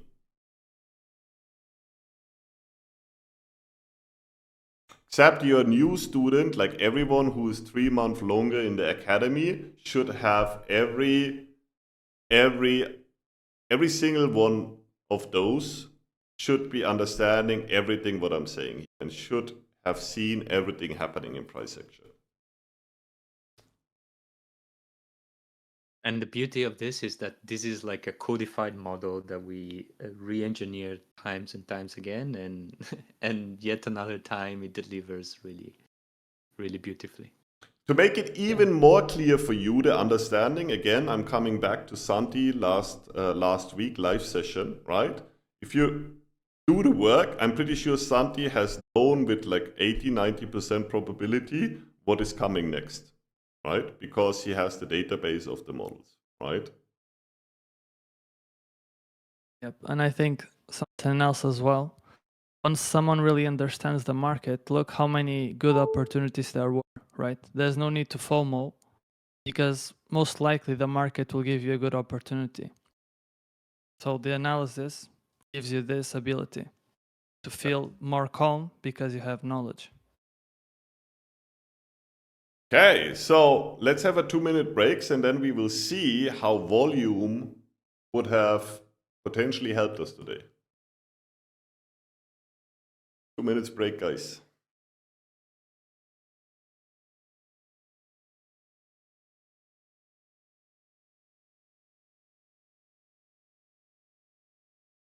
Refill your coffee cups and we go ahead. Luis, tell us a story. Luis, tell us a story.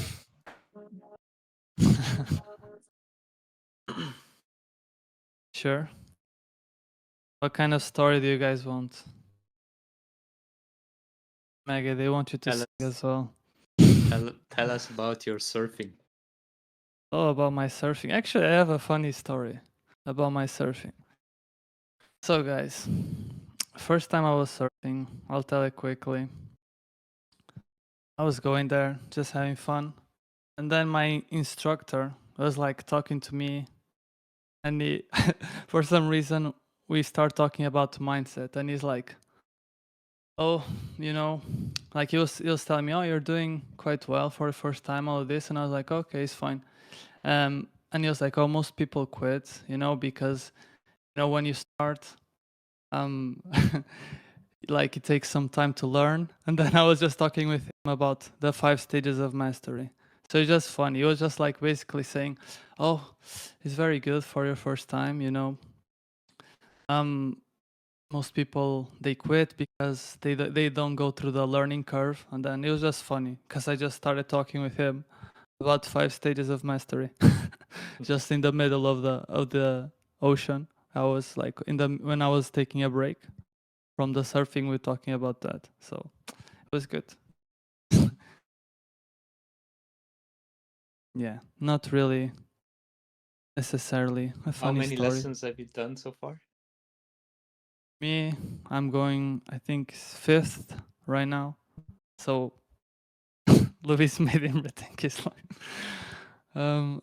Yeah, 5th. But it's super nice. I think surfing, I don't know, is super tiring, but it's super good. I enjoy it so much. It's like you feel really in tune with, I think is, I don't know, it's a bit of a meditation as well. I think I like it. It's just fun when you're in the surfing board. Have you surfed, Maggie, as well? Yeah, I tried it on my own without instruction, only with grit and determination. I was surfing with some French boys who already knew how to surf, and we just rented some very unstable boards for me, and spent 5 hours in the ocean in San Diego many years ago, and I managed to actually catch some waves at the end of it, but it was extremely exhausting, I have to say. Yeah, yeah. But it's super fun. Yeah, I wish I had some sort of instruction. Oh yeah. You need it in the beginning. Yes. And like in the beginning you start with like some bigger boards as well. Yeah, You know, on so the it's beach easier. and the Yeah. movements and stuff. Yeah, yeah. Instead, I had to figure out on the water with very high waves. Yeah. For me Don't listen to French people, guys. Don't take their advice. Well, like Mega is just telling us he did the trading way with surfing, right? Yeah. Just find some boys around the corner and will show you how to trade, yeah? Nice, nice, nice. Yeah, it's like, oh yeah, it's easy. Come with us. Yeah, just rent this super advanced board. It's fine. You'll be fine. Anan, my ex-wife, is also French. I can concur too.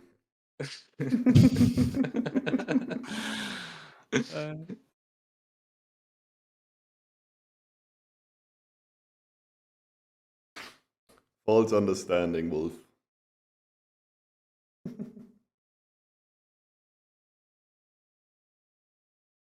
Okay, is everybody back?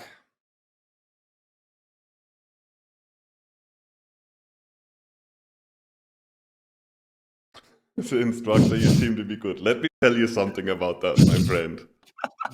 Let me give you a performance lesson how to teach better, motherfucker. I was kind of doing that. It's funny.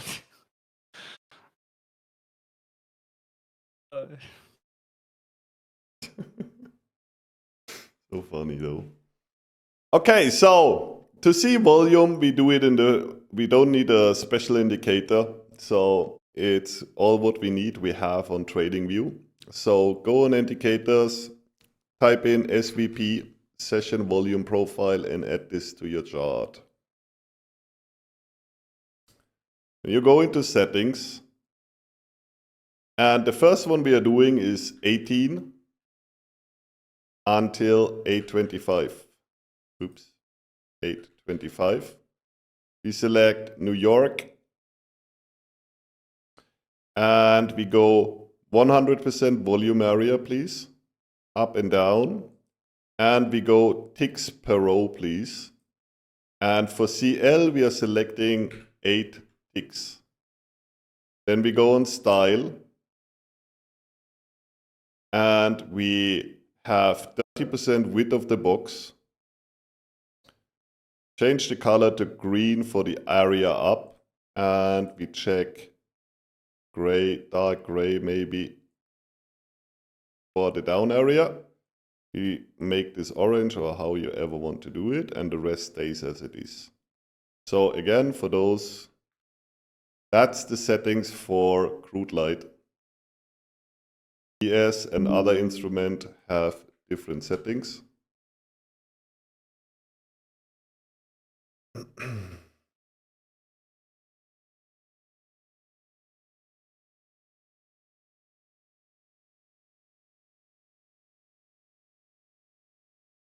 So everybody set this up. SVP is what you're searching as an indicator. Session, volume profile. Make sure you're not taking the HD one, just the normal SVP. Everybody set this up on your charts, please.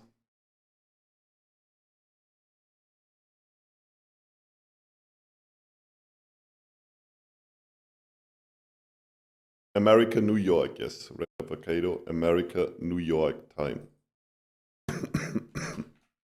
America/New York.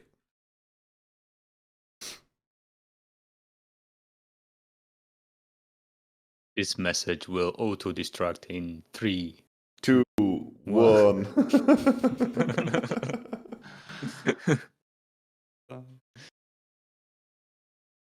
M007. Sorry, your chance is over. Come back next week. Okay, everybody got it?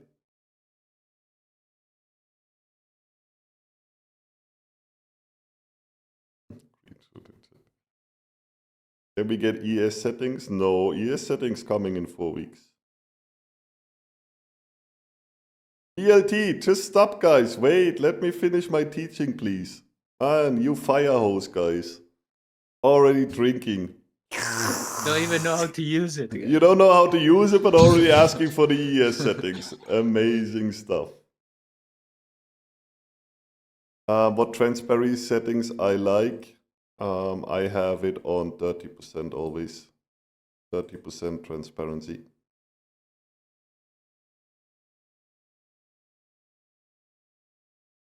I'm gulping down this information. Okay, everybody got it? You see it on your chart?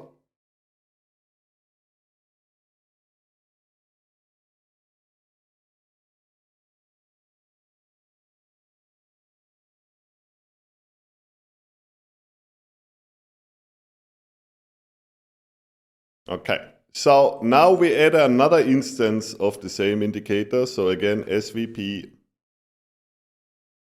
We're adding another version of it. Oops, SVP, session volume profile. No, that's my private session VP. We don't need that. Not what I wanted. That's not what I wanted. Okay, let's do it again quickly. Sorry, I just have to adjust this. 30%, green, gray, orange. 18 o'clock until 0825. New York and 8 ticks. Save as defaults. Let's do it and go. Okay. So now we add another one, SVP. And this one goes. So the second one goes from 8:30 in the morning until 15:55. America, and everything stays the rest. The only thing we are changing is this to 70%. Width of the box, 70%. So I'm posting the settings.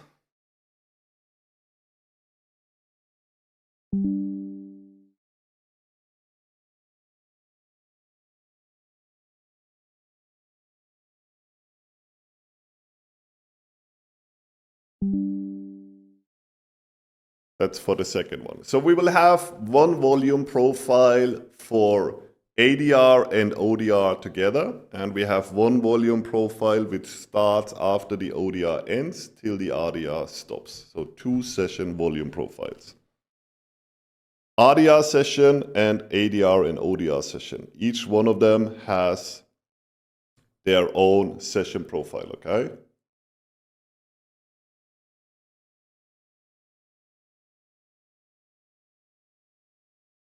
I'm waiting till everyone has it set up.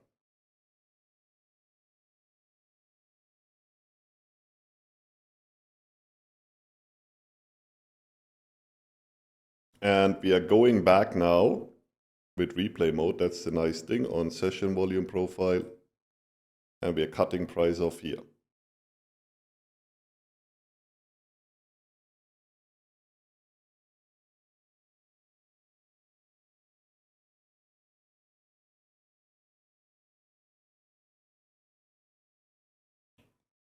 Everybody is done, finished with settings.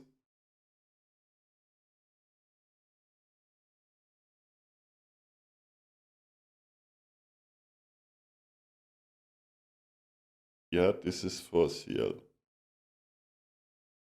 ES has different settings. We will come to this.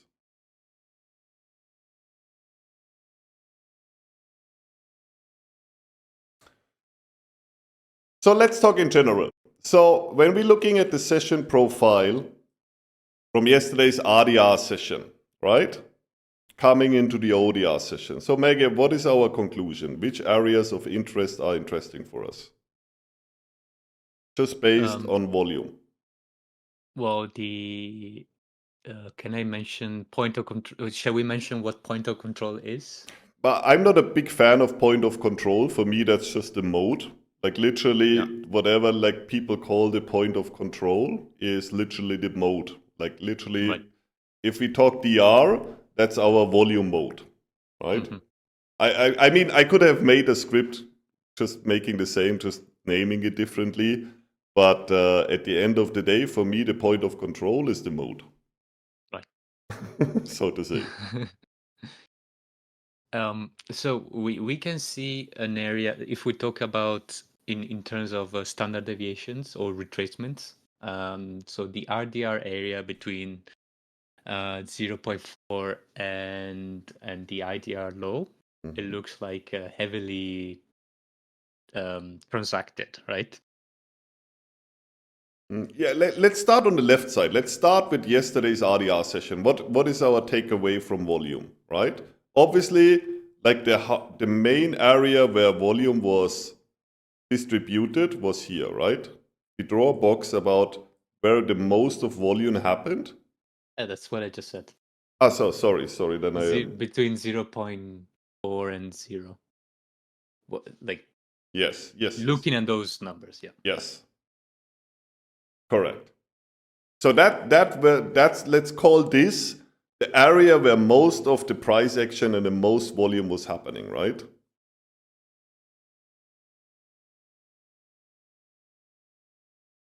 Correct. So that gives us an informational value of what? What is it telling us? What is the simple value we can take out of this? That area is that area is very important for the algos, right? Because the most transactions have happened around that area. Yes, and what? It's and it's most likely gonna be a barrier to break. Yes, Or it's gonna. It's an area where we definitely have a look at. But like, what is this also telling? So we know now between this blue area, which I marked out in the RDR session yesterday. So obviously, the most volume happened there, right? Yep. So, but what doesn't happen? So what conclusion, based on the price action we have seen in the RDR, right? What doesn't, like, if a lot of people would have sold there, right? What would be price doing when a lot of people would have sold in this area? Price would have needed to go down, like it would have gone lower. Exactly. So what the conclusion is that during the RDR session, we came into this area, and obviously we can come to the conclusion that there was more buyers because like more buy volume coming in these areas because price was not dropping further, right? Because if people would have sold heavily there, price would have just dropped more, right? So we know that obviously there is some area where people were willing to buy, right? And the algo willing to follow that, right? So that's the first conclusion what we have. So that's only what we know from the previous session. And now we are looking what is happening in our ADR session till the end of the ADR session. Like we are getting the new volume profile, right? And what is this matching completely so far? With the RTR BZ volume. Yeah. Yeah? With the blue area. Yes. Complete overlap. Yeah. So, and obviously what is happening now in comparison to the RDR. So in the RDR we went above and then we went back into this area where the volume is stacking. But in the IDR we're getting the same picture, right? So far, if we're looking at our volume profile, right?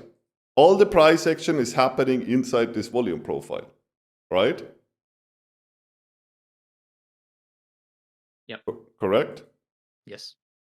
So now we are down here, right? At the end of our session, right?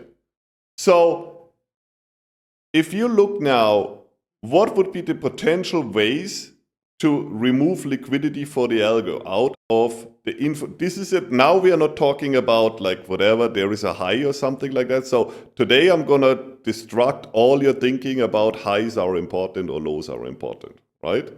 This is going to be garbage from today onwards for you guys.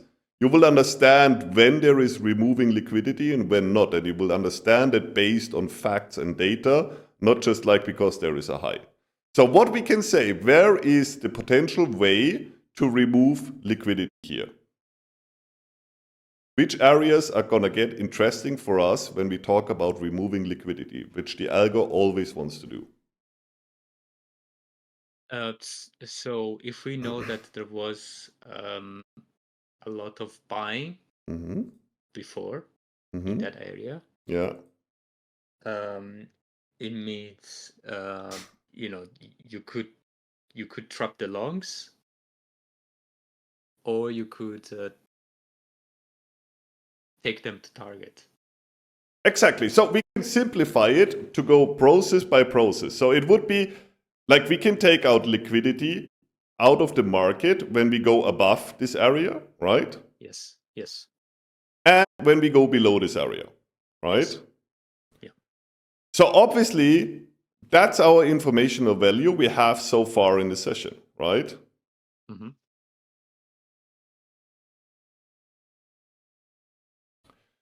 Now we are having a bigger look, right? So obviously, this area where the blue area is, and the area above is always, there is high volume, like not high volume, but obviously it was traded here quite a lot, right? Yeah.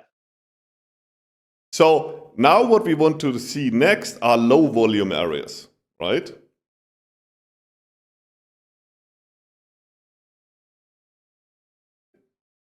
Yes. Sorry. So low volume areas. Yeah. So our low volume areas would be either obviously below this low here, right? There's almost no trading has happening there, right? Yep. And then obviously atop, we have these areas here, which are low volume, yes. And then we have another one up here, right? That's like super low volume areas. And then higher and higher and higher, okay?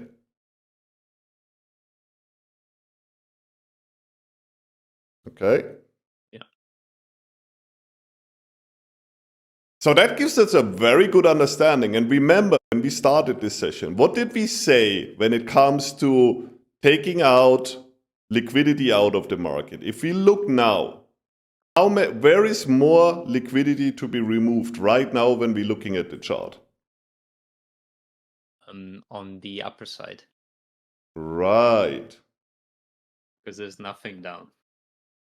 There's something down, but not really something. Considering that in the RDR we already tapped there one time, right?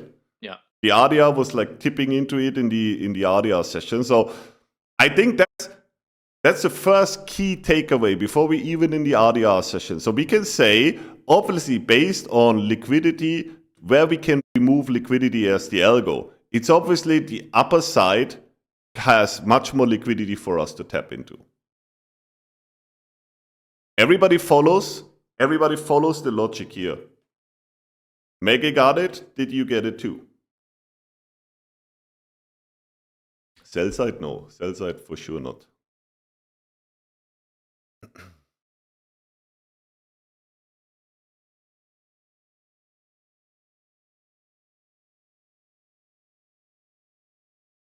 Got it. So most of them got it. Okay, perfect. So that gives us a huge advantage here, right? Because we already know that the downside is less probability because actually in the RDR we already tapped one time below here. So if you think about people are buying and buying and buying and buying in the RDR session, right? So then we reach the upper area of volume, right? And then price returns, goes back and dips one time below. So whoever went long here was already, the liquidity is already removed from the market because all of these people got stopped out, right? Yep. Yep. So the potential liquidity down here is literally just the people at the end of the session who invested or like who bought at the end of the session, right? Yep. Most of the people are not holding overnight, especially when they take such a trade here. So the liquidity below price actually is low. So if you would be the algo, with all the information what you have, right? Imagine you would be the algo or you're programming an algo, right? And you come to this conclusion. So what would you do, tell the algo to do first, right now? So what would be the logical consequence? So we have no liquidity or almost, we have a low amount of liquidity on the lower side of price action right now. Yeah. So how do you generate liquidity now? You change direction because you know you're not gonna find anything there. Yes. So price wants to go, the algo right now, that's how it is programmed. The algo now wants to go higher, not because higher is a better direction or there's some fundamental stuff. No, because the algo now, first of all, there is money to be made in the liquidity which is still in the market from yesterday and the ODR session, right? So that's liquidity we can remove. And by doing that, we're going to build up liquidity which we can remove then when we reverse. And we already know that. Why? Because we already know what's the next model to be expected, right? So when we talk about volume right now, and we're looking at what we are seeing right now on a chart, it goes hand in hand with what everything 1.5 hours we discussed before. It's all confirming what we just discussed for 1.5 hours, right? Yeah. So, and the next thing I remove the red areas. Now we leave the red areas, but I move them a little bit to the right side so that they are visually not disturbing us. The next thing we want to look at is how the volume profile is exactly looking like. So what do you see here, Maggie, in this area? What happened here only in this price range? 8:30 yesterday. So let's wait till the chart is updating. 8:30, just price dropped like a stone. Yes, and what did so green is people or price action at buying orders, right? And Yes. gray is selling orders. Yes, mostly sold. So what can we say about the whole volume profile? So in this, So yeah, unlike what we saw earlier, there's consistently high selling volume and price consistently went lower, which means there's no levels in which people are stepping in around that price area. yes. And it continues through if we follow the movement to the downside now, it continues to go this direction, right? So there's obviously more selling orders in this area. When this happened, there was more selling orders in the price, right? Yes. You see that, like if the green and the gray area is shorting or short orders or short price movements, and the green one is up price movements, right?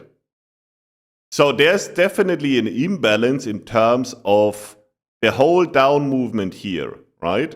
Is very structured in terms of more people were selling than buying, right? Yeah.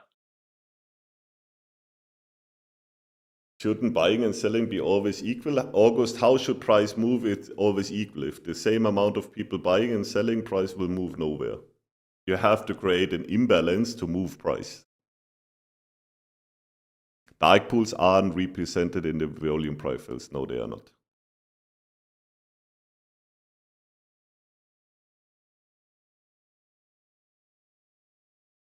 Okay.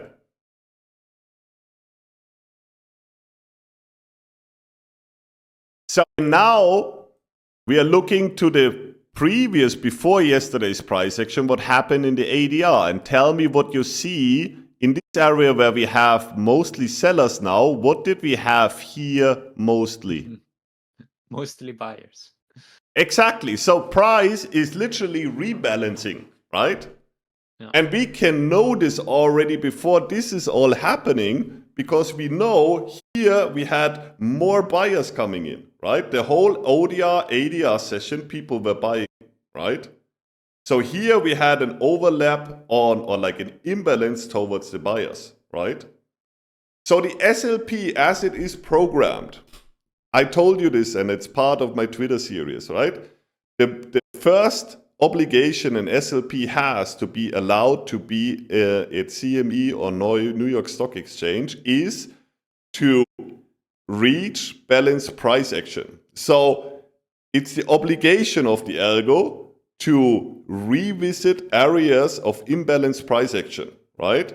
So delta positive here, right? So the algo has to revisit this area to balance this area here, because that was too much buying here, right?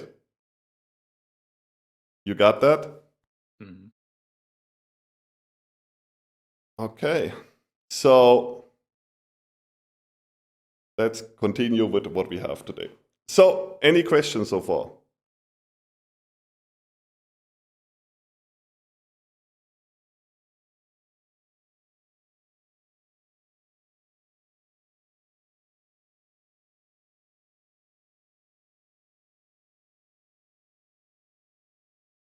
Just had to pick off my head, upper floor, fell off and rolled down the street, whatever I missed.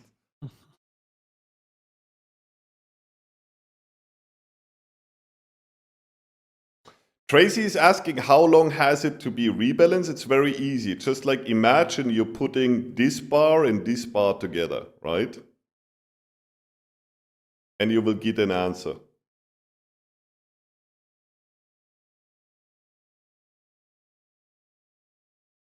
Master, but there's always a buyer for a seller in which... No, that's not true. August, that's not true. There's not always a buyer and a seller. Like your orders are getting matched, but like price is moving, and when there is no seller, price, like the price offer you're getting, if people want to sell lower, there doesn't have to be a buyer. Like price can move price areas without having volume there, right? Nobody wants to buy, right? Price goes down. Well, because if you are not having a buyer at, let's say, $90 crude oil, so the algo, the SIP, right, the price matching algo, just goes lower with the offer. It's all about offer and how the offer comes in. So what I'm willing to pay for a crude oil contract right now, if somebody's willing to sell to this price, I can bring price down just by quoting. But anyway, that's not part of the topic here right now. Yeah, that's the part of emptying your mind, right? Because that's typical retail. What they tell us, what they tell retail is like that sort of stuff, right? Yeah. Giving Peter a call to explain what he missed. Okay. So let's assume max retracement lay. So if we come back to this area now, so now we're in the ADR session, so we are forming the new area. So now we know that this price area still has to be rebalanced, right? So especially here, right? These areas are now interesting for us.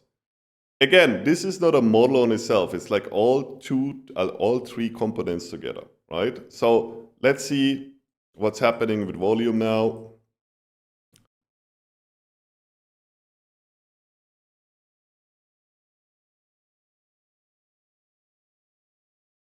extend this. So obviously, what we already concluded, which we have known before we even looked at volume, right? But like actually what we know or what we concluded based on anyway what we expect price to do, right? Based on the model. So obviously the conclusion that most likely price will go up and try to remove liquidity either at the upper or the lower range. And we concluded that based on price action we have seen before, that most likely will go to the upside. So what happened right now here? What have we done here? Or what has the algo done?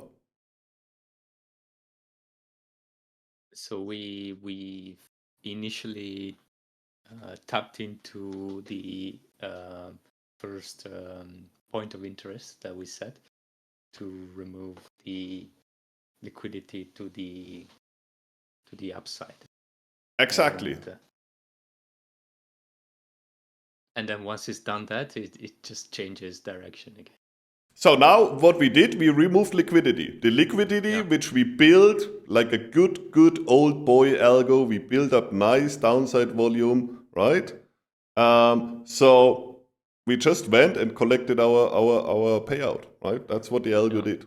Like it was during the ADR session, nicely calculating the liquidity here, not even going, we remember when we had the lesson about liquidity, making this what others call the double low, right? And you remember what I explained to you here. So this is just a very nice buildup of liquidity just to remove it afterwards. Let's cash in, right? So now we have the opening of our 8:30, where is it? 23 o'clock. That's our 3 o'clock candle, right? So that's opening of the ODR. So what is the next move if you are the algo now? Where do you want to tap in? What do you want to do now? You go and pay attention for a second. Let's make this smaller again that we see everything. So pay attention to the actual forming. This is like, that's the nice thing in replay mode. We see how the volume here now develops during the price action. So what do we have now up here all of a sudden?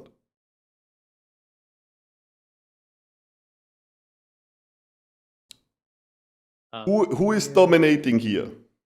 Oh, buyers. Right, buyers. Do you think the algo likes that? I think so, right?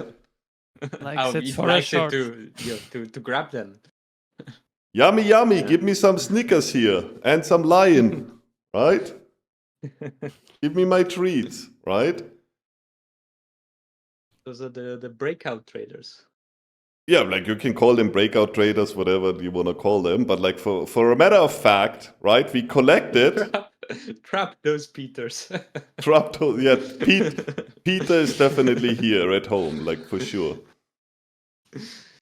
So obviously, and again, don't look at volume at all. Like you remember this line? This line was our target high, right? So, and this is inside the upper area also here, right?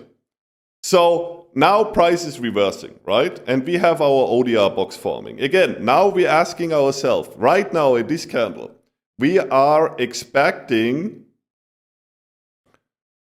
Peter said in his PC like that. So we are expecting what again at this candle? This is our first candle of the box. So what model we are expecting? Range expansion.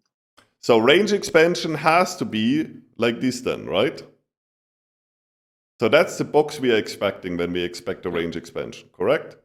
Yes. Now you're getting not only the expectancy from the model, but now you get the informational value on volume here, right? We know this was the area where we can remove liquidity. Now the volume profile is telling you, hey, like all the Peters are buying here, right? Correct? So you're expecting a downside model. Now you have another, like the third dimension is telling you, hey, I can look for a short now, right? Look at the range limiter here. You just sell to the buyers, basically, as a SLP. Yeah, of course. Yeah. So range limiter up here if you need extra confluence, right? Exactly, range limiter here.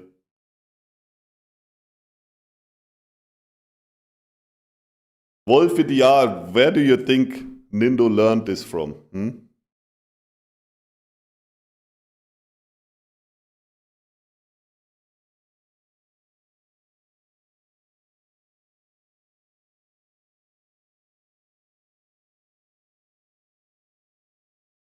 Exactly.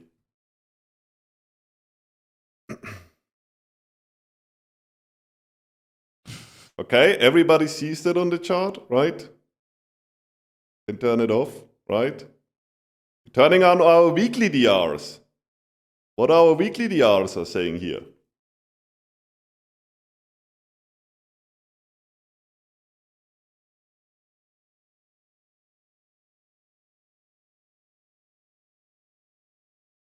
To the tick, right? Range limiter to the tick, weekly DR to the tick, volume to the tick, so to say. Wolfie, I don't know what is with him. He had like a lot of personal problems. That I can tell.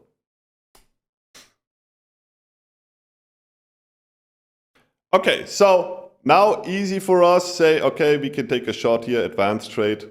Yeah, don't have to take it, but the understanding here is definitely there, right? So let's see how volume is now changing.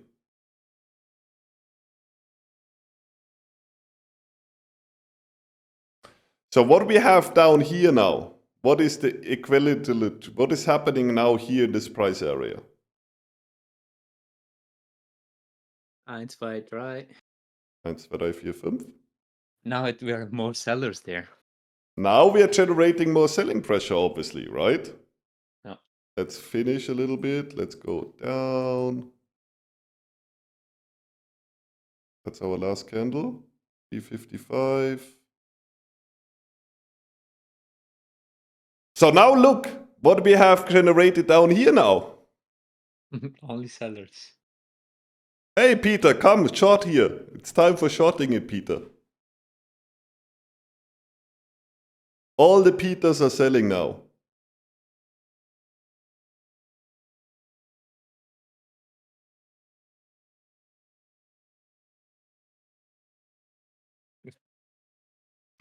It's rinse and repeat every day farming people, right? That's what it is. It's all about farming. Remember, we are still inside the whole RDR session. So this is just playing around a little bit, right? The whole structure here, we still know, right? Again, when we look now at everything, where do you think price is going next?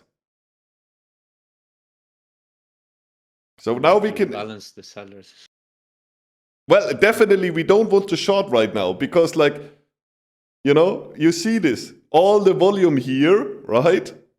If we want to, if the algo wants to go down, it would crash here, but it doesn't, right? We have the model, we have all this stuff, right? Situation is still the same we have seen in the RDR, right? So now it's time to do what? Now it's time to show Peter that he's wrong with his short. And he should be next time more patient, right? So, and again, we are coming to the same conclusion. Why? Because even if we would have not volume, right? We have this concluded anyway without knowing anything about volume, like 1 hour ago, right? Yeah. So now the next move, which liquidity we have removed? Which liquidity area can we remove now? We removed the sell side. So this area, like, where is the next area we want to go to catch some nice liquidity out of the market? The high of the RDR session. Exactly, and why? Because that exactly. Sorry, it's a volume drop off. Yeah. It's a volume drop off, right?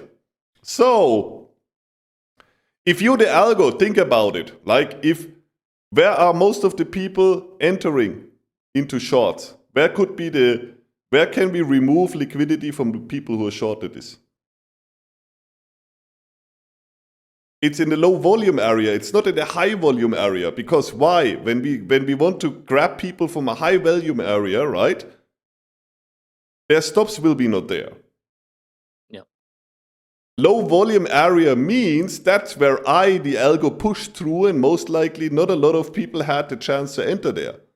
So if people move their stops to break even, etc., right? It will be not in a low volume area. So it will be in these dense areas with a lot of volume. And that's like where how I see volume and how we explain it is completely different, right? So if you want to grab liquidity, if you want to remove liquidity out of the market, right? The most liquidity is in these low volume areas because nobody traded there, right?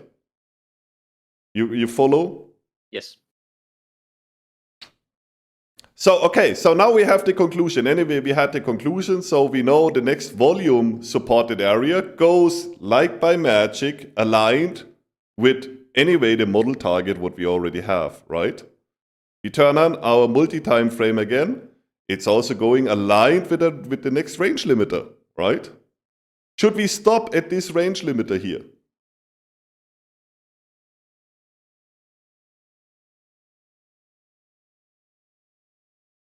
One, two, three, 4, 5. Maggie, should we stop No. at this range limiter? Should we stop No. at this range limiter? No. Why not? Because it's in- Why not? Because it's in the middle of high volume area. So we don't care about it. There is no liquidity there, right?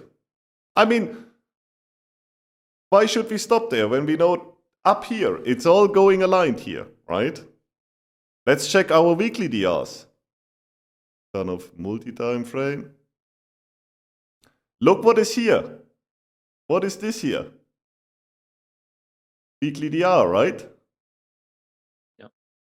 So we want to tap into this. That's where we want to tap in, right? Yep. Do we want to stop here? No, same reason, right?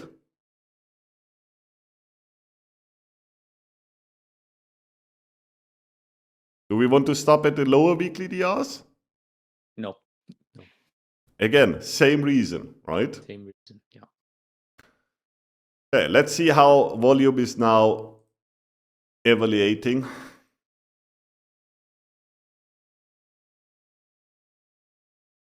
Look here, when you look now, right? See how the algo is using exactly that we have to remove. Again, now we have like the ODR, ADR volume box, we can call it like that, right? So far, that's our density area of volume, right?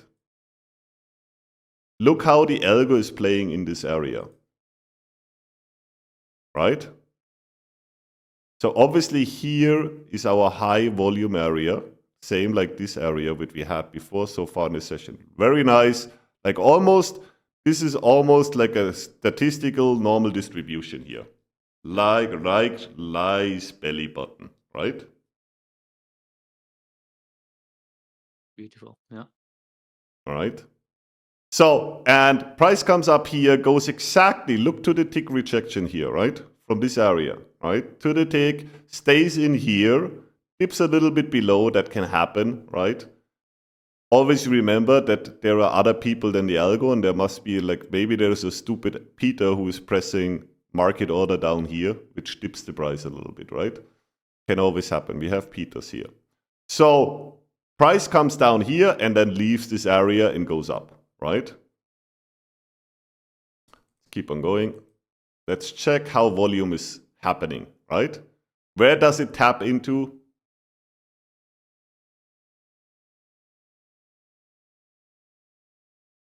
Into the next low volume area. Yes. What do we have now here? What is here now? And here, and here. What is this? And what is up here? Oh, high volume areas. So first we tap in our low volume area, right? Yeah. And what we are creating now in the new profile? Oh, buyers. A lot of Pe- buyers. Yeah. Peter is Yeah, back. Peters. Peter is back. He watched price going for 20 points and then, oh my God, this goes up. Let's get in there. FOMO, right? Let's get into this.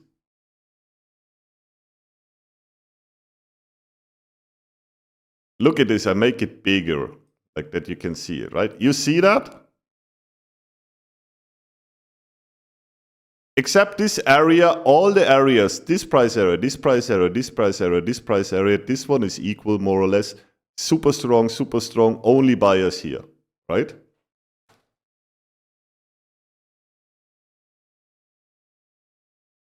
Return of the Mac. I think we need to add Peter to the Academy vocabulary. Syllabus, where is Peter? Find Peter in this chart, please.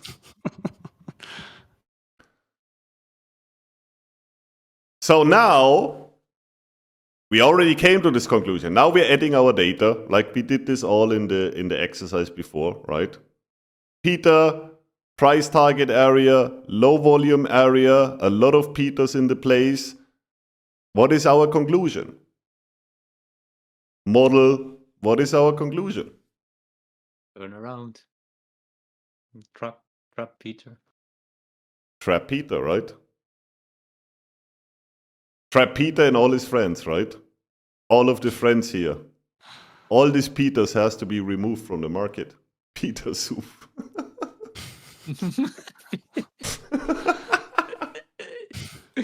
This is a good example of Peter soup.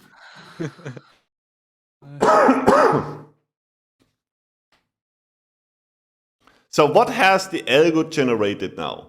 Not it made every Australian trader completely losing his mind with the price action if they are not in DR, obviously, right?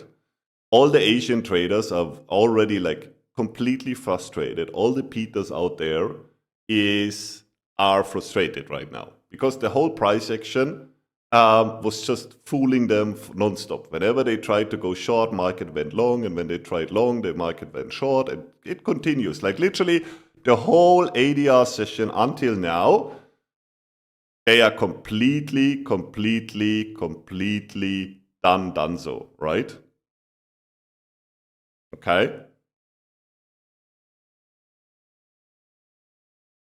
Everybody follows this? If your name is Peter, change it now. Peter, come. So, but you are one, like literally you're one. We have like approximately 10 million retail traders down there, right? And you are one of 1,000, right? Understanding, even without telling you today or showing you volume today, you would have, even without volume, you understand everything I taught you right now. And now it makes even more sense what I'm teaching you, right?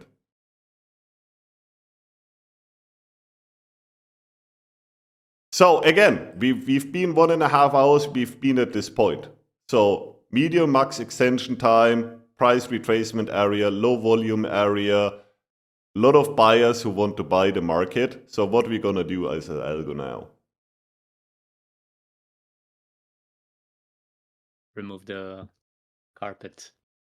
I think now it's time. We cumulated, look, think about the algo, right?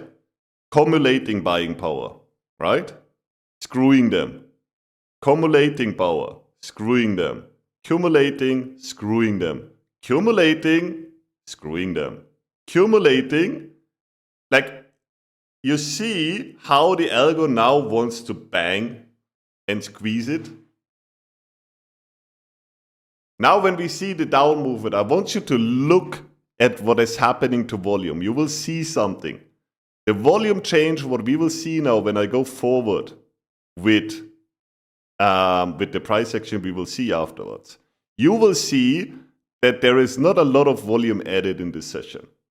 Now the algo just kills people. Okay? Bye, Peter. See you later, Peter.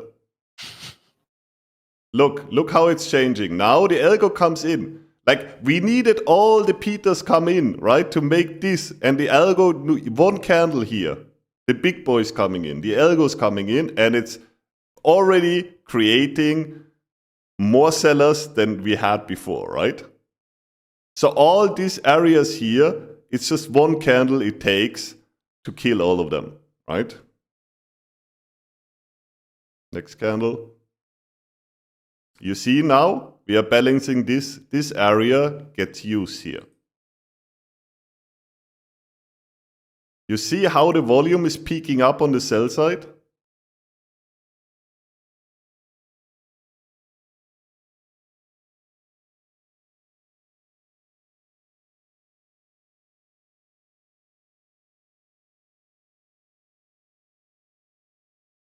You see it? I'm going slowly. I hope everybody can see it step for step.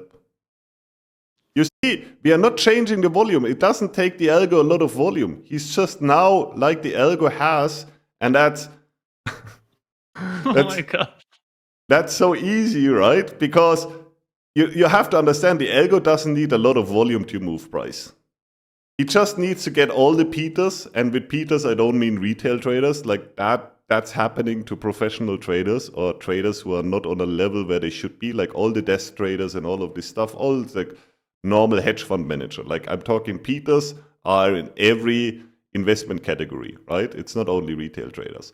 But you see how the algo doesn't need, like normally you would expect when the algo is full firing, he needs to add a lot of volume. But as you can see, if you go click by click, you will see that there is not a lot of happening to the volume profile. Just price is dropping with almost like not a lot of volume, right? So then we come back. Where are we coming back? So where the algo feels resistance now? Where are we now?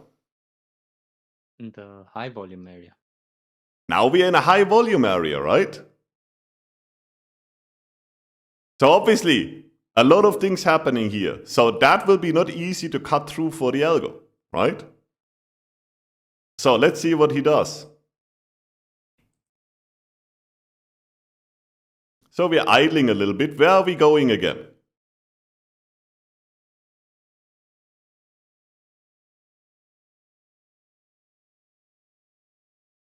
So now we're gonna say adios and look at the volume. I was clicking too fast, sorry guys. So now let's look at the volume. You see, this is the small volume. Let's do it like this.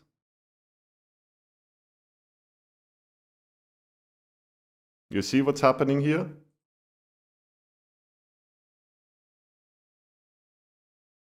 Who do you think is this? That's the M7s in the place, and the Anands, and the SLPs. Literally not a fucking single buyer is here at home. They get all wrecked. Look at this. They get raped. It's violent here, right?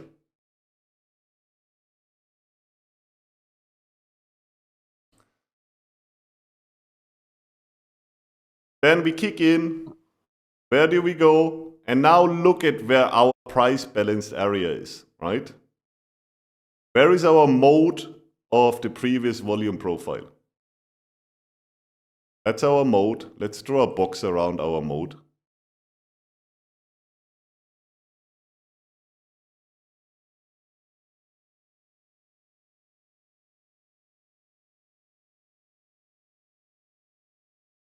And now what?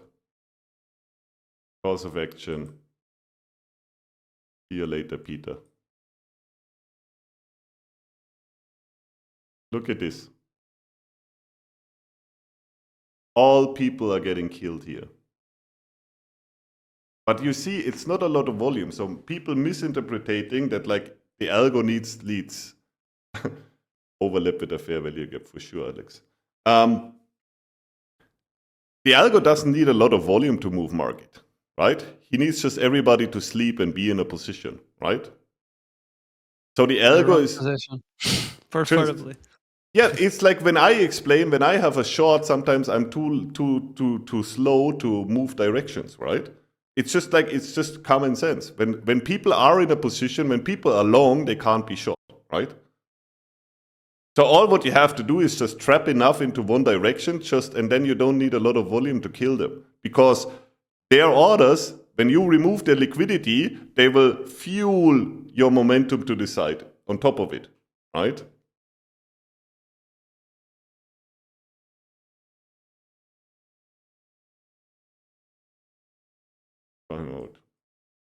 So now we're coming to our weekly DR, nothing surprising for us.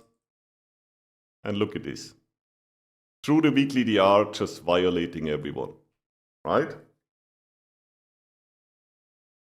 And let's finish till we are where we are. So that's replay mode off now. So where are we now? We are in the dense area, right? So would have helped, like everything we discussed right now, right? That would have helped you to do what? All the trades we discussed before, which were based, model and understanding and everything, and data, what this volume would have done for you here? Extra confluence. RV, is this commodity only? No, not commodity only. Avoid Helps you a paint short. a cleaner picture, right? Like it helps validate all the narrative. It's beautiful, and I'm glad we did it this way, because otherwise people would just they would not appreciate the beauty of it on a standalone basis. But as you can see, everything lines up perfectly. Like it's not only about volume, it's not only about models, it's not only about DRCs. Like each and every element works harmoniously with each other, and it's yeah, no more words. Hopefully everybody can appreciate it. Pet Ninja, yes, you can trade FOMC meeting minutes. Technically, should you? No, not really. So that was yesterday. That was today, right? RDR session into ODR. So let's have a quick peek at what was happening yesterday. So that's Thursday into Friday, right? Look at it. Look precisely at it. High volume area RDR, right? High volume area ODR, RDR. Send it. Send it. All the knowledge. Same model, by the way. Same game, right? Same game. Same game. Correct? Mm-hmm.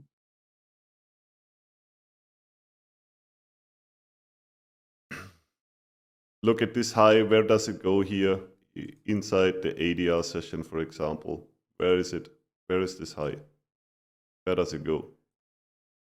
What is this here?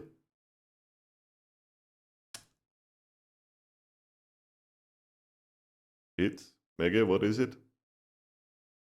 It's a low volume area. Exactly. Exactly. Exactly.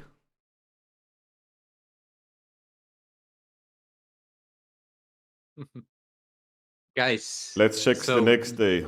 what's gonna be the profitability at the end of the week? Oh, please don't ask this question now. I'm in such a good mood. It's always a higher low. Even It's if a high, right? yeah, like we are moving like markets, right? Yes, yes. Bullish. Yeah. So let's look at the ODR session yesterday or on Thursday, right? Everybody remembers the ODR session Thursday, right? Look at this.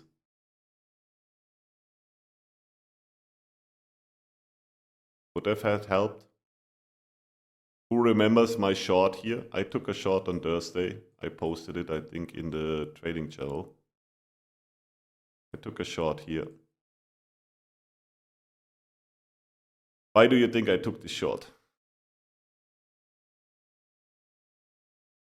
Despite all the understanding, but volume did what for me here?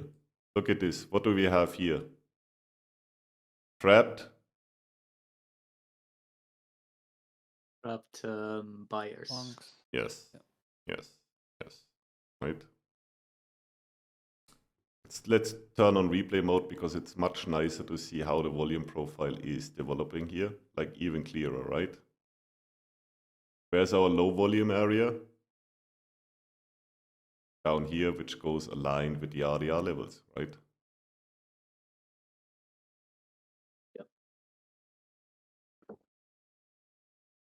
Beautiful stuff.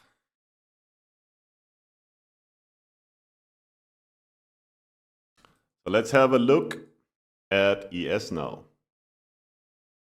It works in ES also, huh? Shall we?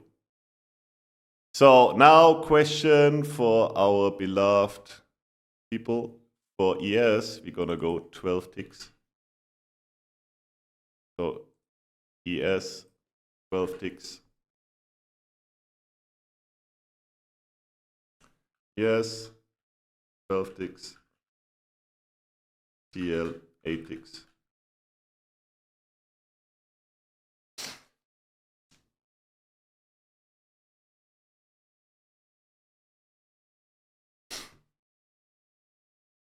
Let's post it.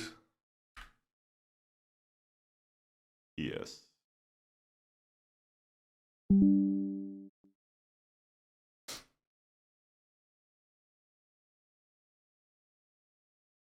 So let's have a look.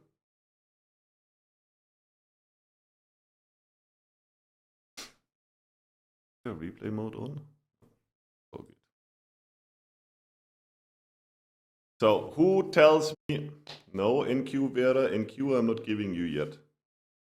Starting with ES and CL. No NQs for today.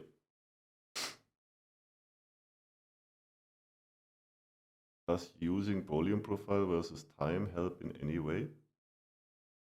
Altogether, Red Avocado, please don't tunnel. No tunneling, please.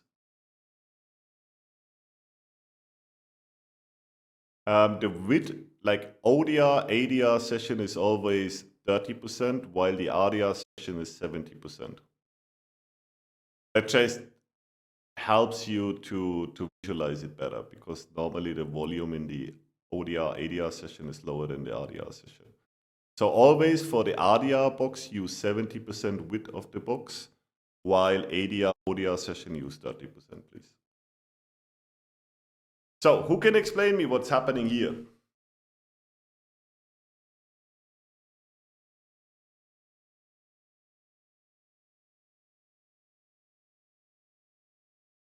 Students or me?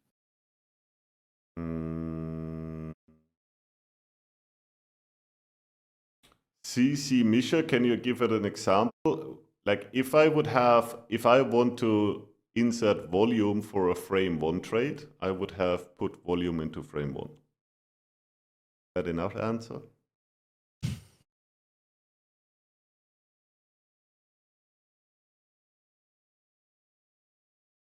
This, I think, M7, to make it like very clear, guys, the re-engineering steps that M7 always does, they always do the models, DRCs, WDRCs, all this stuff, directionals. This is just another point to it, right? Just another point for confluences and for understanding the market better.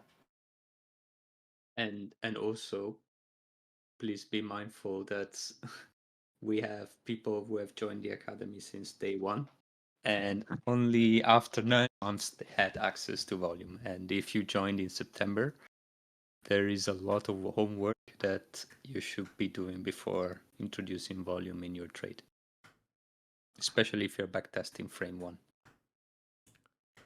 Gaps and Liquid's gonna tell all his buddies about volume. Yeah, like it's fine. BSC will get volume also this week. It's not that they left out and they never know something about volume, right?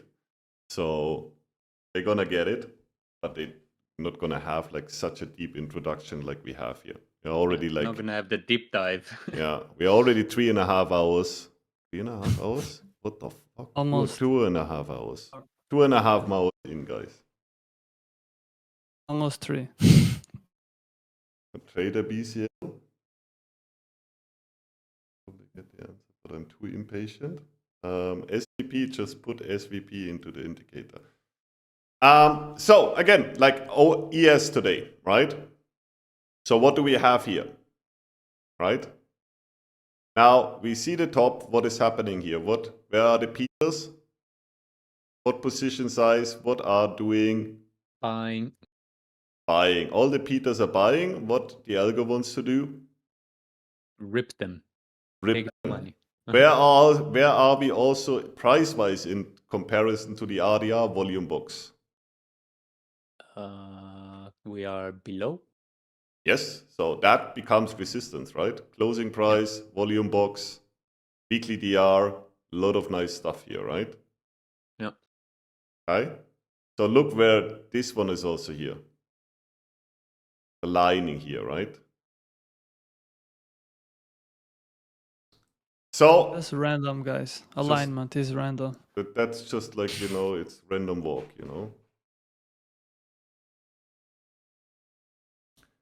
Size, like, please don't general rule of thumb. There's no rule of thumb, guys, right? But like, don't try to make something which is like so obvious if you look step by step at price and try to make some rules out of it, right?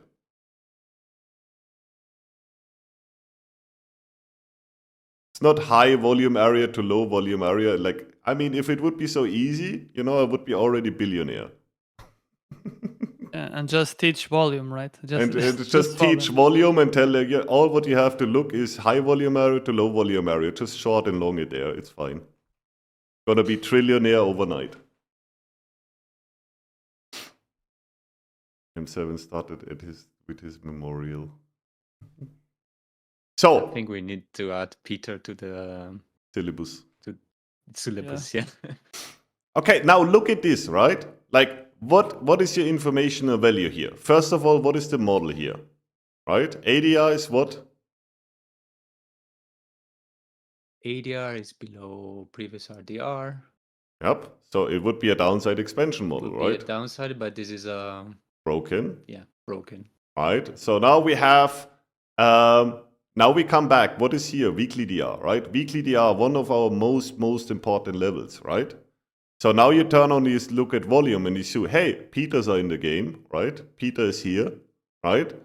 Also, Peter is there when we are at the weekly DR, and this is also correlating with the most volume area. So Algo doesn't want to tap in here, right? Why he wants to tap in here? There's just too much resistance. Which way is easier? Just collect the Peters here, right? Just farm them, right? Also, weekly DR, the informational value here is like gigantic, right? So we already know it's a downside model. So what can it be here? What are the options of models left when we see the box here?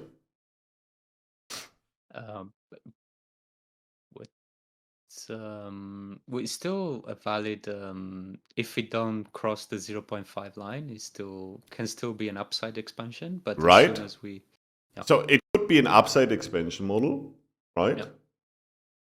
Because the 0.5 is not broken, right? So it has to break below here to invalidate an upside expansion model, right? And there is a lot of volume above the 0.5, but at the same time, there's a lot of buyers at that level. Yeah. Which needs to be rebalanced. And on top of it, where are we? We just at the top of the weekly DR. So. And below a very dense volume area. Oh yeah. And all the Peters are here. So who do you think will win this fight? The Peters or the weekly DR, the dense volume area? Like, that's always the question. Who do you think will win this game? Michael Jordan or the guy from playing basket around the corner?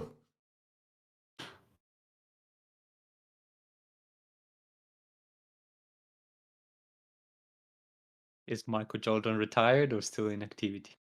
I think he wins still. Gaps in liquid, that's most likely why you have access to it. because on the website you still have MSC.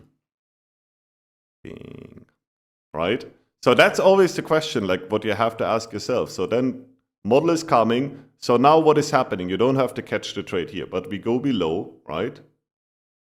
We're coming to the 0.5 level here. So now we know it's an upside expansion model. When the upside expansion model will be broken? When we break the 0.5 line, right? Yep. We are rejecting 2 times from the weekly DR, which is equal to all the Peters and all the areas here, right? So then price does what? It drops, right? Yep. Where are we most likely to drop?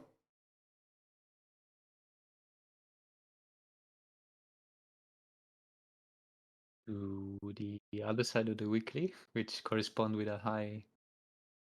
Exactly. So what our next run is gonna be other side of the weekly DR. Right?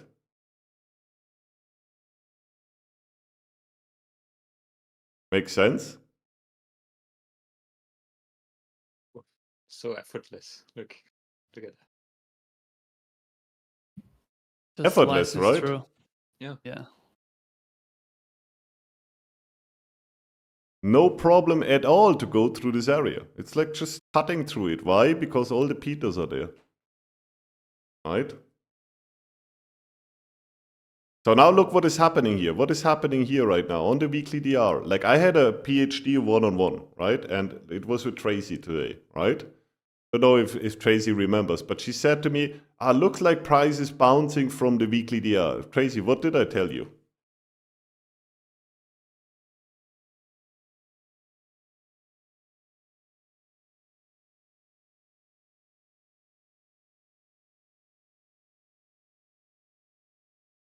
Tracy here?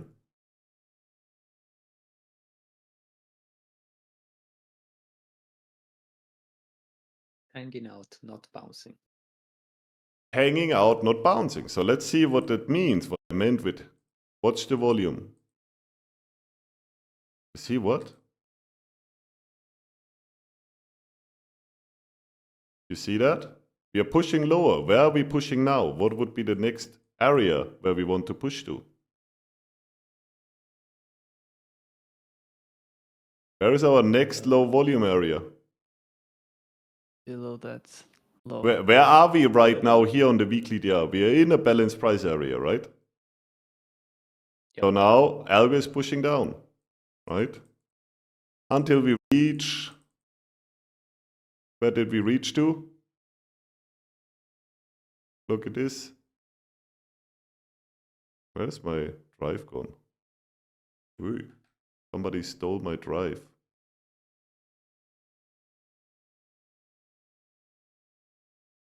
The fuck? What happened with my drive?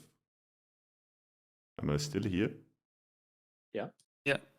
My drive is just gone. Anyway, we don't need drive to understand it. So we tap exactly into the low volume area, right? We leave some Peters there, and where we want to go next? What is our next course of action? Where is my drive gone? Heck. They're saying you deleted M7. Yeah, but I pressed. Oh, there it is. Back we go. So now, based on the volume, right? Based on the model, based on everything, where do we go now? What's the next course of action? Where do we want to revisit? The go higher because a lot of sellers now. Yeah, so time to get the sellers out of the market, right? Yeah. So volume area preferred. And that drop off, right? That big drop off. After that mode, at least. Yeah, so let's see what's happening. Where do we go exactly?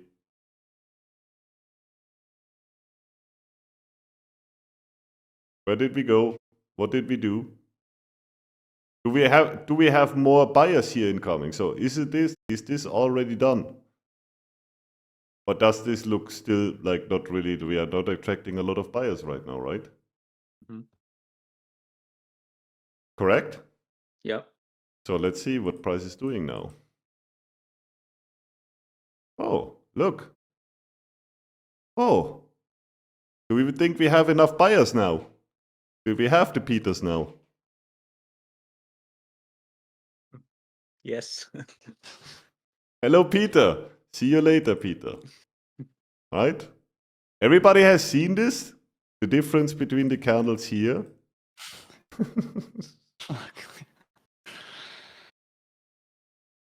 That's it. One candle back. There we go. So look at this. Now we have Peters in place, right?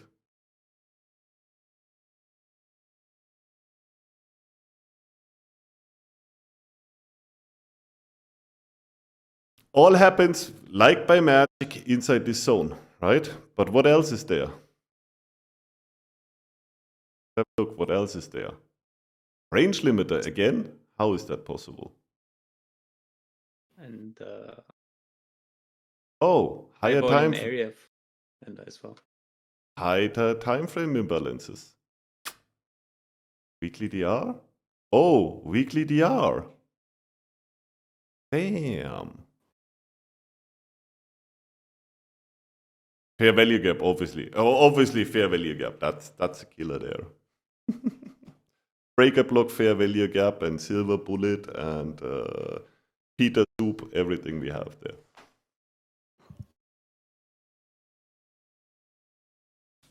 Okay. I let this sink in for a minute while I go to the washroom. Think about it.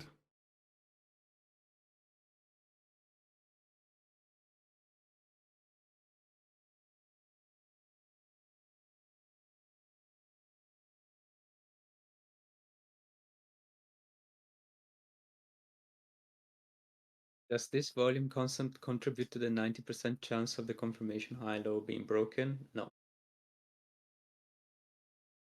That's just a simple statistics that you can calculate yourself from the, for example, the airline's data.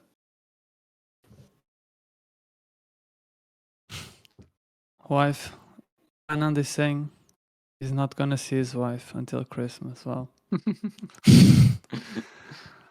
When is the baby due, Anand? oh yeah.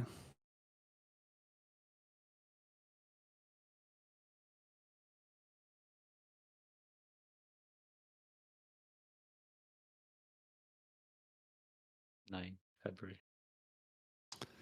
Nice. Got some buffer for backtesting.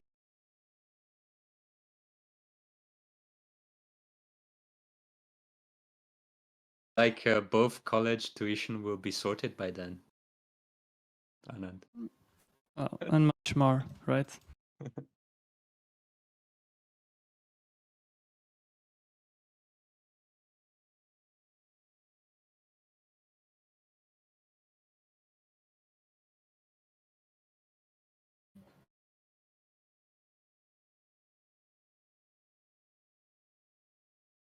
Nice.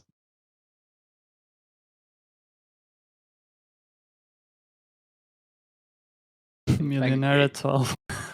Well, it's thanks to your hard work, right, Anand?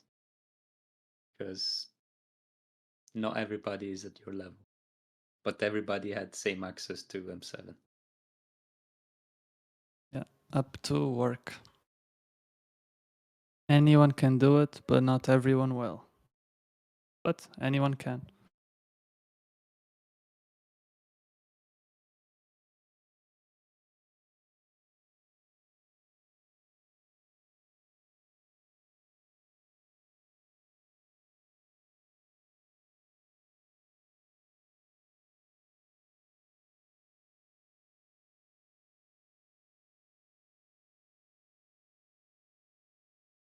So, what a banger session today!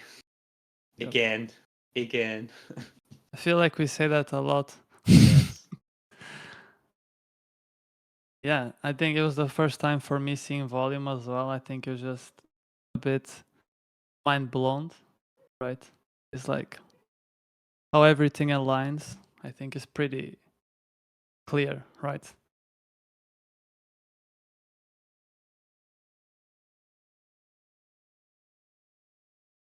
I think if anyone thinks market is random, I mean, with these teachings, I think you can see that it's not random at all, right? It's actually very much determined and objective. Just an average Monday webinar. That's right. Where is What? Twister? Did he fall asleep? Yeah. Oh. I thought we're supposed to pay 10k for to learn support and resistance. What the fuck?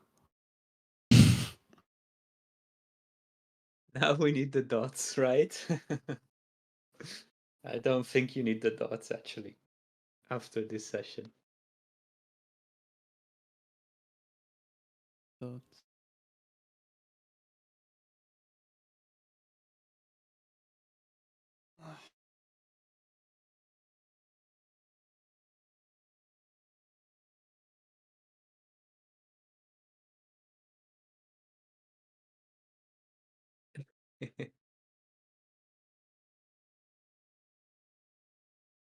So just to address Trident's comment, is saying he likes that we did such a deep dive, but it's obviously one that will have to be rewatched. So trying to figure out when I can spend another 3 hours on top of the other backtesting. Well, I mean, once you've watched it once, I think Nobody cares. Work harder. I mean, yes. I mean, what if I told you that you only need to spend another 3 hours to rewatch this? Then you will have an even better understanding of this, so that you can backtest better I for can the next spend- 10 or 20 hours. That will give you an edge in the next 10 years. Is it worth it? Probably. Starting a new Discord with NQ settings 2k a month. I tried it, I know. I was just joking too. So, volume bot. volume bot too soon. Not for Peter. Peter will pay the 2k. I mean, Yeah. that's Yeah. exactly what he's expecting it. Get the That's the information audience. early, right? That's So- the market, right? Yeah. Peter. So, what are our key takeaways for volume, right? So, obviously, we learned that low volume areas are interesting to come back to. We learned in the low volume areas, there's no liquidity to be removed. That's what the algo normally wants to drive in, right? We learned that high dense volume areas, the algo doesn't like because it needs too much energy to push it there, right? So he has to make a move into a low volume area before he can break into a high volume area, right? So in case of today, right? So we have volume areas, strong volume areas here, right? We have the low volume area down here.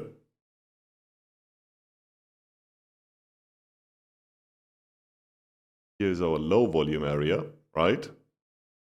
And then we have the lower volume area here. So as you can see, like I said, price to break through the builded area we have here has to push into a low volume area to get all the Peters on board, and then creates the momentum to crush through. So what you will see before we break through a high volume areas, right? We have to building up momentum. We have to get as much Peters on board as possible to then be possible to cut through, right? Another general idea, another general takeaway from volume is, as long price is staying below the volume area, it's gonna consider to be more short, as long we are dipping above it, right? And the other way around, right? Everybody follows up on this? So obviously the homework is go through all what we discussed today, do your own back tests. And it wouldn't be a surprise for you if I tell you that this data is also coming. But, you know, you have to do some work before. Say that last part again. I think my last part was, so if this is a dense volume area here, right? This is a dense volume area. stays, and if price goes below that, it's considered to be short, right? The moment when we break out of this area, return into the low volume area as usual, right? Again, same principle what I just explained. Price comes down here, returns into low volume area, considered to be short. If price would break above here, it would be considered long, right?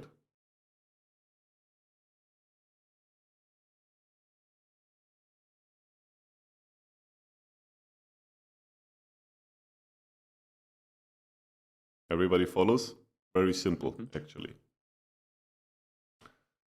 So, to finish it, let's pick a random day. What day are we taking? So we have a nice setup, right? Pick this one here. Let's see if we get informational value. Put it here.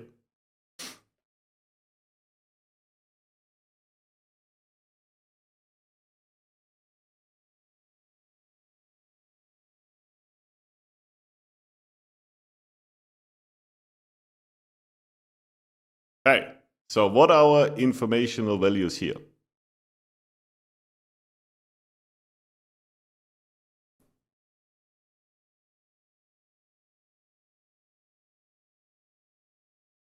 We're making a downside model to start.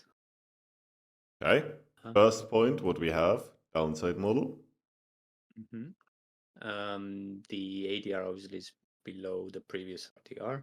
Yes. That's all good. Then the high volume area is where price is where you stopped. And there are more buyers, I would say. Obviously, right? Yeah. So right now, that's what we see. The Peters are coming in right here, and now, right? Down here. If we go a little bit back, we will see this in the volume. Now, if we go here, we're going to see that. Right? So obviously, here are more buyers, right? Go here. See how it develops. Right? Everybody buys here. You see how this changed from candle to candle? How we created Peters here? Yeah. So we know we have more buyers here, right? We have a downside expansion model, right? Look at this two at this point. How many only buyers here? Buyer, buyer, buyer, buyer in this whole area here, right? Created a lot of buyers in the last 10 minutes, right? Trader BCL, I'm sorry that you came late, but I just rewatched the stream when it's uploaded, okay?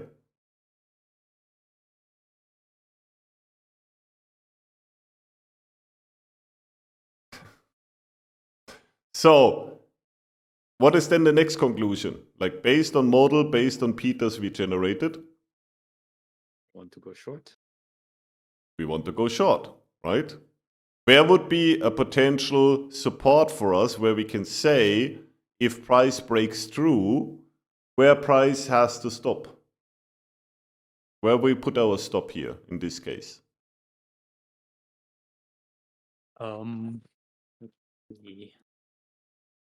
Well, either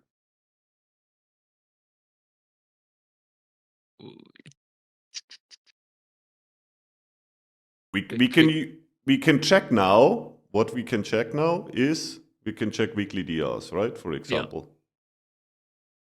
right?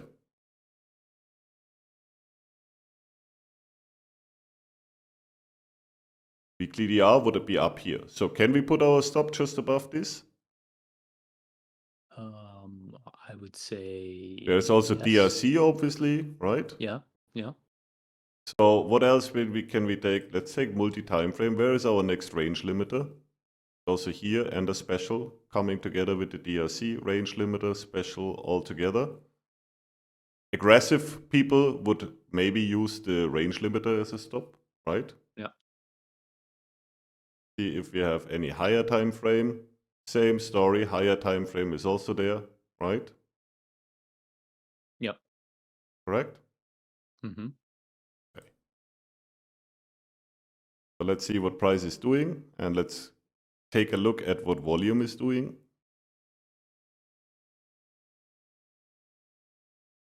Still having more buyers, right? Nothing changes here.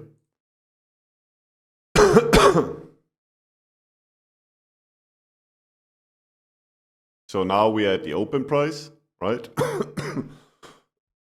What can we do now? Like now we have what we have here, right? What we can do now?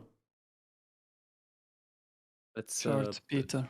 pre-goldfish as well. It's a pre-goldfish. Exactly. How everything goes hand in hand. Obviously, like it would be not random, but it is random, obviously, right? Markets are random. So where are the Peters? We always want to play against the Peters, right? We have the model which tell us play against Peter. We have a red box which telling us, okay, play against Peter, right? We have volume telling us play against Peter. So we would enter short, stop above the box, or range limiter, or special. I'll turn it on again so that you see it, how beautiful it is. See where the range limiter is? Right? If you are adventurous, you go above the range limiter. If you want to play it safe, you go above the special and the DRC. Doesn't matter. Where is our target in this case?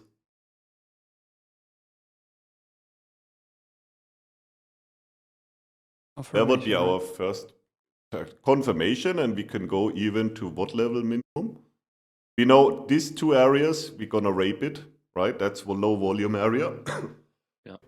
So what comes next? The first target would be range limiter, I would say, right? Yeah. Because this is gonna be raped. So target here, for example, right? So let's see how it plays out. Let's turn it off. Same here, right?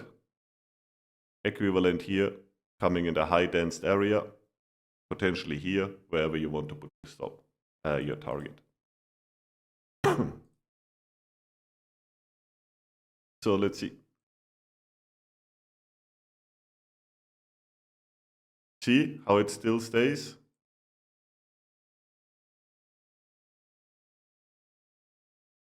Look what is coming in here. What is coming in here? More Peters? Hey, there is a low. It's like good. I just try along now.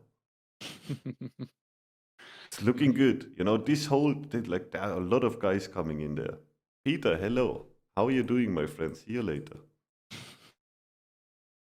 Bye-bye, Peter. No buyers coming in. We are pushing harder. Algo is pushing. That's also where you can say, okay, now I want to trail my stop, right? Yeah. Right? Where do I trail my stop now? If I have now full information or knowledge, where would you put your stop? Where would you put your stop if you want to trail your stop? Above the dense area, the Low volume Yeah. area? yes. So low volume area would be here, right? Agree?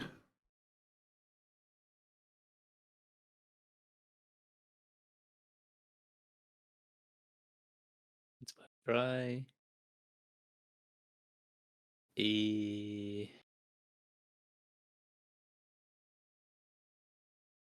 Yes, because the volume below it's only sellers, right? So Yes. it might get rebalanced. Yeah, so we can be cool because right now we understand we are just raping Peters here, right? So, and as long this is working for the algo, he's gonna continue to rape them, right?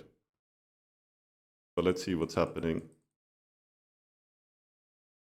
Now we're coming almost to the RDR session. That's 8:25, 8 o'clock. The session is over, right? Where do we want to put our stop now?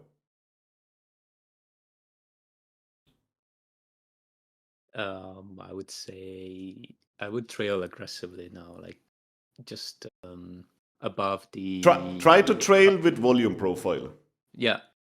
So the was the penultimate bar Hmm. just a or it's difficult. It's probably if you do it properly with the volume profile, it's probably around the 2.5 area because that's where high Yes. density areas So are. here we are starting. We have now low volume area, high density, low density, high density, right? Yeah. So this requires energy for the algo to come above this level to reach this low volume area, right? Yeah. So we'll go always the way of the least resistance and see what is happening. Obviously, we leave this area. Technically, this area here, right, is where you can expect a rebalancing before we would continue to go down, right? Because that's the lower area of the high density area. We can literally tap a little bit into this one, rebalance a little bit, and then continue to go down, right? So, but if we go above here, you know from volume, like if you look only volume at this point, you could say volume, low volume area. That's if the algo wants to go higher, he's going to push into the low volume area, right? Yeah. Yes. So let's see how it turns out.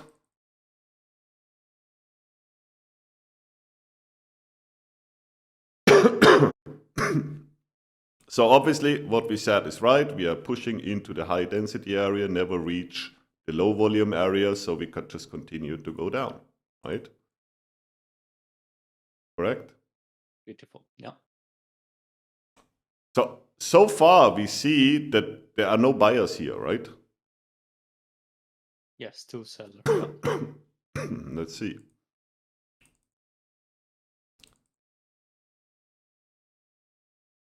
But price is not moving anymore, right? Yeah, because like there was too much sellers, because like I said, too much Peters in the place. So let's rebalance everything and then see what we do, right? Yeah. So if you go back to here again,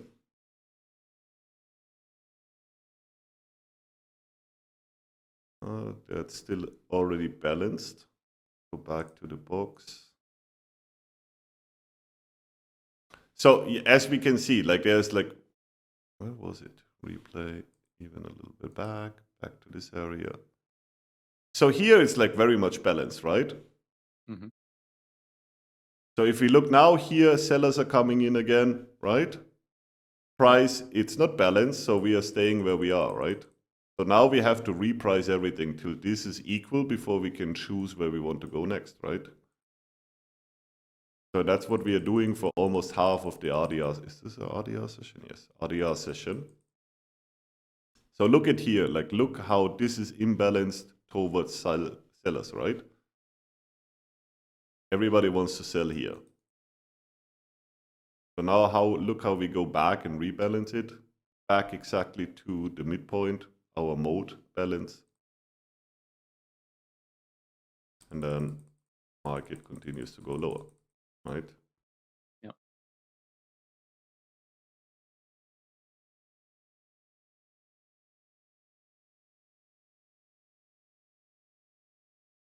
So how could it have helped you, right? If you would have the information of volume profile on this day, right? Here would be our first. That's a pre-goldfish is happening where? Here already, right? That would be pre-goldfish. Yeah, that would be like the Jacob one, right? So where would you put your stop based on the volume you see?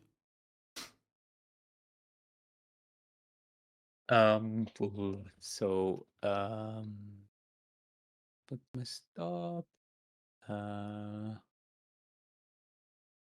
Well, looking at the volume profile from the previous session. Yes, combine these two together, Yeah.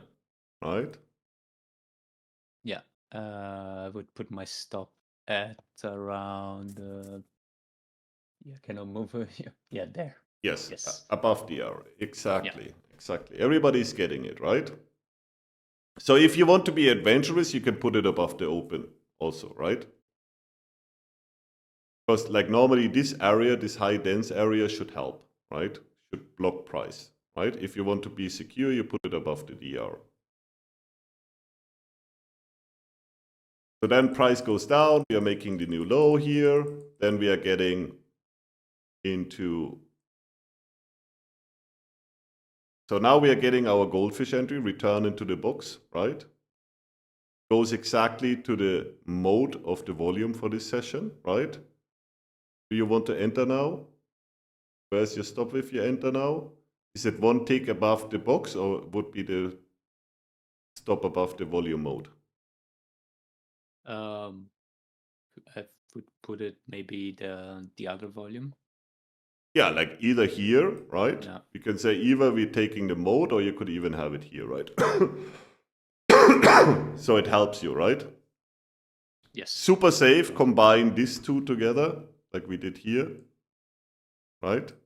Yeah. This is like almost no-go area. These two together, right? Super dense area. But also this one combined with this one, super dense area. Like this is all high density here, right? Yeah. Let's turn on other stuff what we have, right? Multi-time frame. Look how nicely the higher time frame is working here, right? Nothing to say about that, right? No range limiter here. No range limiters here, right? Full free fire for the algo, right? Next range limiter is coming down here. We know this range limiter, we have to go through a high density area. Once we go above this range limiter, guess what? How I explained. If we would go above this range limiter where we are, low volume area, right? Yeah. So then we have the problem because now our high density area, if price comes up here, right? We would be having this whole dense area here, right? So there's only two ways for price now to behave. Either we are attracting a lot of Peters in there, right? Yeah. Then we could use the momentum to drop down again, but that would be a false day. We would have all our data, everything, every single tool I gave you, you have to your opportunity then, right? So either we go up here, we're collecting the Peters, and when we have data supporting this, then we could say, and model supporting it. But in what model we are? The downside expansion. Downside expansion model, right? So how big is the probability that we will reach this range limiter with all this dense area above us? 0, right? Yeah. Not 0. 0 is Not wrong. 0. But 0.1. 20%, right? Yeah. So obviously, yes. So our next target is the range limiter at least, and then we will look at everything we have at disposal and decide what we do next, right? So let's see what's happening. Also, like, I mean, turn on higher time frame. How big is the probability that we will cut high tensed volume area plus high dense higher time frame area plus how many limiters we had? How many specials we had here? 1, 2, 3. 3 range limiter, a balanced price area, everything up here, right? Turn it off again. So let's see what's happening. Turn on our range limiters again. What do? We go below the range limiter, right? We still don't have a lot of Peters coming in, right? Yeah. So going below the range limiter, look at this.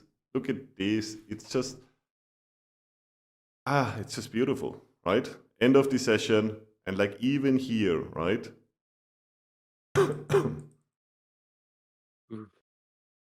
Yep. Right? Now we have what? Buyers coming in, right? Only sellers here, like they're at the Peter. Like that shows you, that's when the Peter's coming in, like this bar here, this volume bar here, right? All the big boys are already cashing in, right? And the Peters are coming in and trying to catch something here, right? When the move is over, right? Give them liquidity to exit positions. Yes. Right now we are going back to this level. So where's our low volume area? Let's finish this exercise. Where is our low volume area now? Between 4393 and 383, something like Yeah. that. Where is our dense area? Dense area is here, right? Make it like approximately. That's our dense area, right? Low volume area is somewhere here, right? So what price is most likely to do next? It's the wall. What does it mean, hit the wall in price action? Just go against the hit the high dense and then get stopped and then reverse. Yeah, like first of all, obviously because our low volume area is above the range limiters, right? So we can expect price to go above the range limiters, fill up this area, right? And the most area where we can expect price to turn around is when we come close to the high dense area, right? Yes. Yeah. Let's turn on a multi-time frame, our higher time frame on top, goes aligned with this, right? So most likely around these specials here, right, we can expect something happening. Either like even before we go that high, somewhere in the area here and here, we have to peel our eyes what is happening in the white area, so to say, right? Let's see if this is true. Okay. Didn't want to turn off the special. So we're coming to our first special, range limiter. Everything, look how the range limiters are coming out like mushrooms here, right? Range limiter, range limiter, range limiter, yeah? What we are generating here, guys? What is this? What is the algo doing here? After this move, what do we want to create here?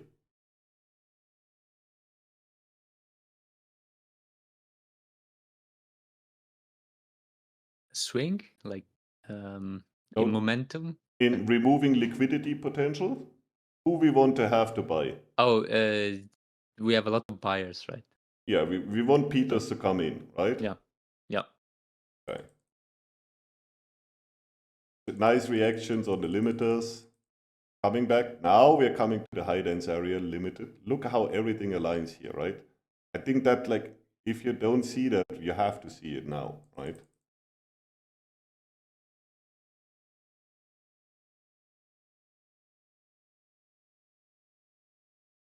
Look at all, you have seen how many range limiters we are creating here, bum, bum, bum, bum, bum, bum, all below the range, right? All below this area. Yeah. Isn't that beautiful? Mm-hmm. And this.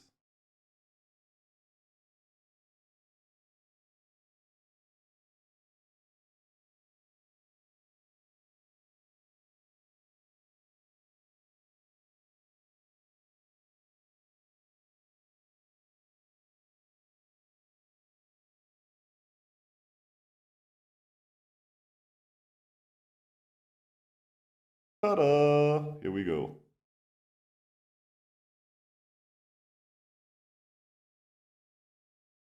Nice, isn't it? Yeah. Look, Nice. look what we have here. Peter in the house.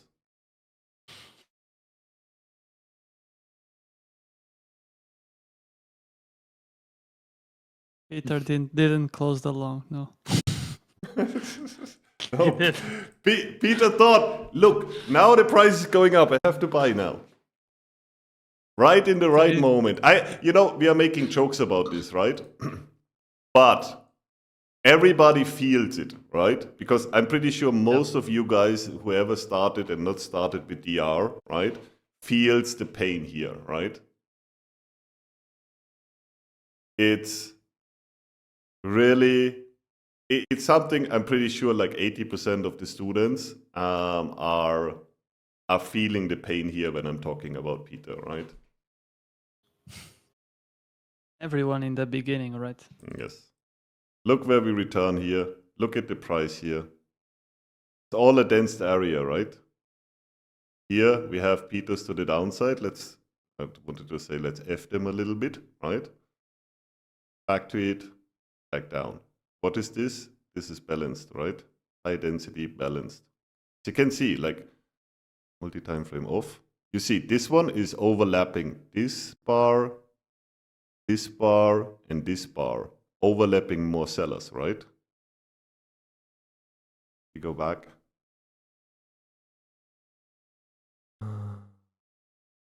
Yeah. You see that?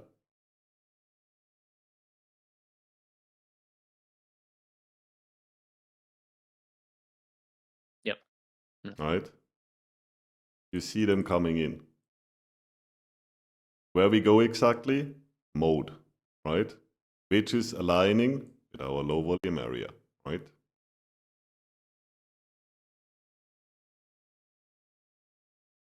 Beautiful.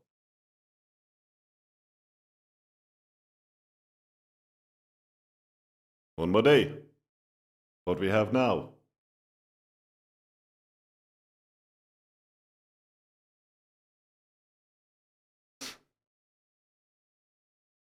Where is our low volume area now? And where is our density area? New day, new cards. Same principle.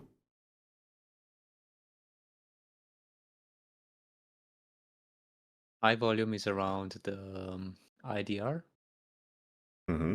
from the previous session. Yeah. Right. So, would you agree with this? Do you see my box? Yep. Yes. Yes. Where is low volume? Low volume is below price. Nope.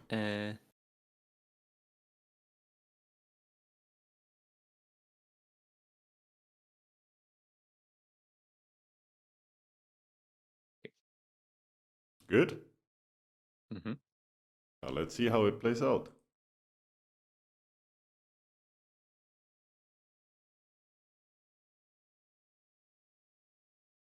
See till the end of the session.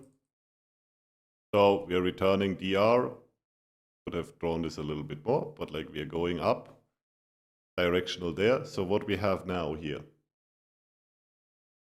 That looks, does it look like Beta. one-sided for you? No, I don't see a Yeah. beta here. It looks like balanced to me right now. Slightly more buyers. Yeah. Oh, but if you combine the two, then it's probably balanced. Yeah. I was looking only Looks at balanced, the yeah. one. Yeah. Yeah. I would say let's see what's happening. Oh, now we return where? And what do we have here? Who is back in the house?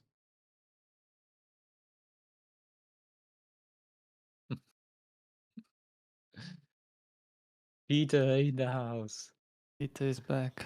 So where would you like to go as an algo next? Drop it like it's hot.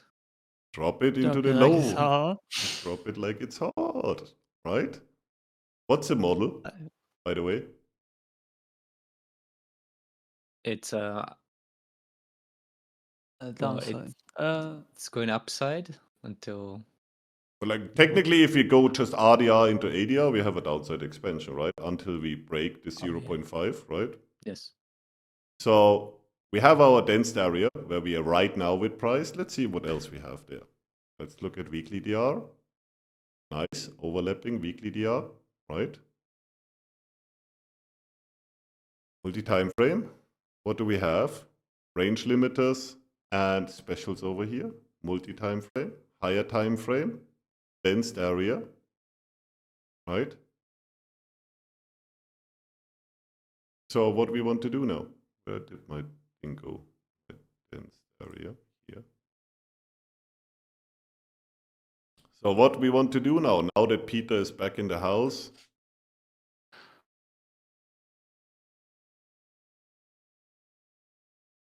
downside. I would say downside, yeah. Let's see. Ooh, Peter, what happened to you?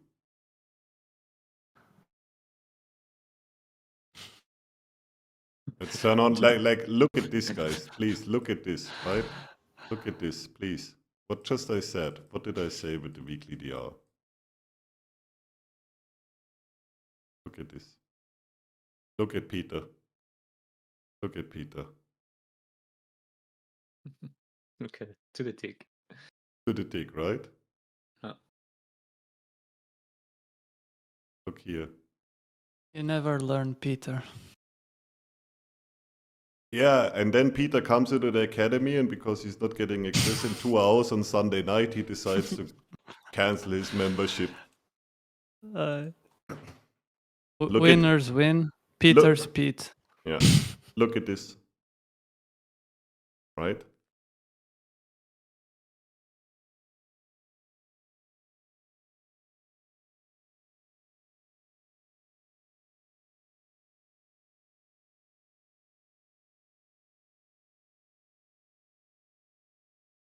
So who can tell me what's happened next? What's going to happen next based on volume? Where you want to go now, Price? What Price wants to do now? Where do we want to return to? To the Our dance low. area. Yeah. So maximal, like if everything stays intact, we don't want to break the dense area, right? That's a Yeah. low volume Yeah. area. That has been a volume area since this session already. So dense All areas here. sellers. So all the sellers here, let's see what we can do with them. Oops. Bye-bye. See you later, alligator. Look at this. Dense area. Remember that like some candles ago, this was very small, right? See it. Like, let's go back. Now it became dense. Yeah. Yeah, now we have a dense area, right? So go back here to visualize. See it? You see that? Oh. Such a different way to see the market. You see difference. how this is building up, building up, building up, right? And drop it like it's hot. Right? Let's see if we find a Peter there also. Let's see if there is a Peter at home. Candle. So here, candle by candle. Hello, Peter. Hello, Peter. How are you doing today? Selling, right? Yeah, he's selling, obviously. It's time to sell. Time to sell. Time to sell. We broke through the low, right? Yeah. Poor Peter. At that point, how do you know not will drop? At that point, how do you know not will drop? At that point, how do you know not will drop? I don't understand the question. I think he meant at that Not will point. How do you drop. know it will not drop further? Well, because Peter is in the house, right? There are only sellers now. But also, like, how do you know it will not drop? Look at your data. I mean, like this, we are just going through volume, but again, we are not trading volume only, right? This has to be seen. What do we have here? ADR downside model broken, ADR into upside model into ODR broken, right? What are we expecting price to do? What's the logical consequence? What do you think will happen after all of this? Where do we will go? Bats, without looking at your charts, what happened on this day? What is the preferred price action we will most likely get to see? Most likely. Go back up, right? I mean, if it drops like that. Based on model, based on everything, what would we expect?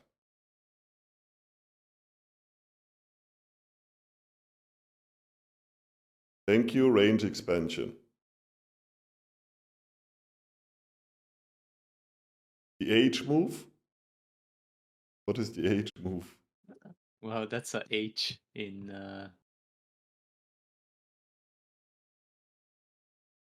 The chart, yeah. like that. Mm-hmm. Yeah, I see that on the chart, yeah.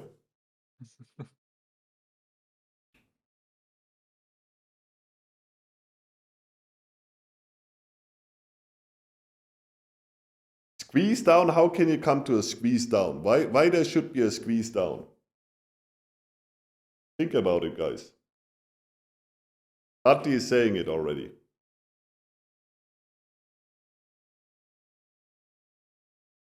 Yeah, Peter would think about squeeze down right now. Pretty sure we will see him coming into the market big time. Very, very, very in time. We will see where Peter is deciding to short it again. Always perfectly wrong. Upside expansion never happened, so it wants to push back up there. So most likely price action either directly up here, somewhere like this, right? Just trump it, something like that. Without being precise, right? Doesn't matter. Let's have a look where we could go, right? We're in the middle of a weekly DR, right? Dense areas we have defined. Now our dense area is here already, right? All dense here. So we have a weekly DR down here. What else we have? We have higher time frame. No range limiters, nothing below us. No higher time frame, nothing down here. Let's see if we have some DRCs down here.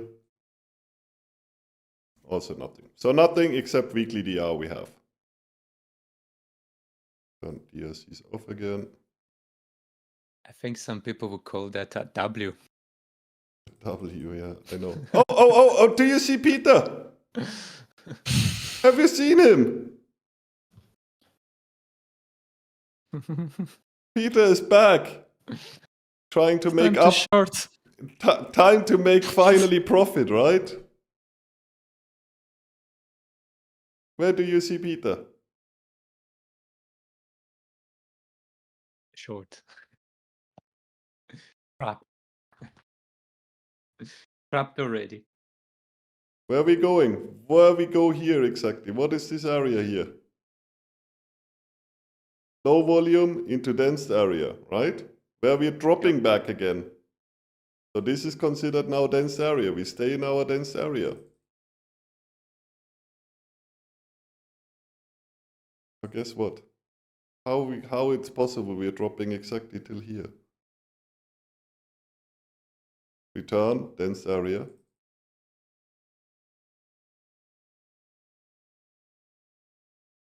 Interesting, right?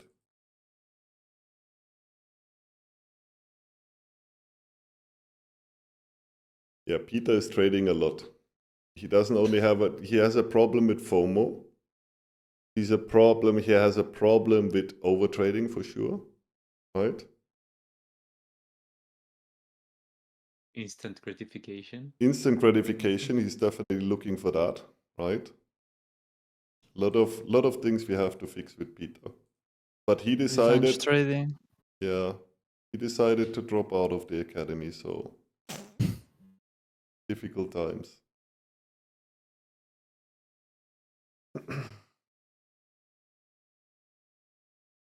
He's an we could say funny wise, but that's not working because like funded accounts don't make volume in the markets, but we could say like he's buying a lot of challenges for sure.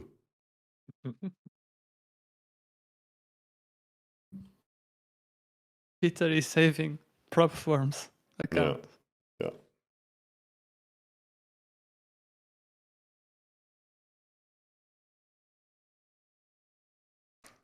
Okay, guys.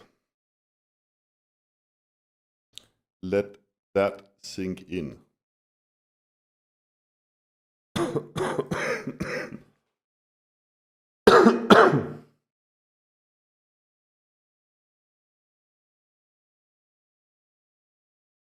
beautiful, isn't it? I think is really another dimension, like to the way we see the chart. Well, that's how I introduced it. Like it's Yeah. all about seeing a third dimension now. We are adding a third dimension to price and time, right? Look where we are right now.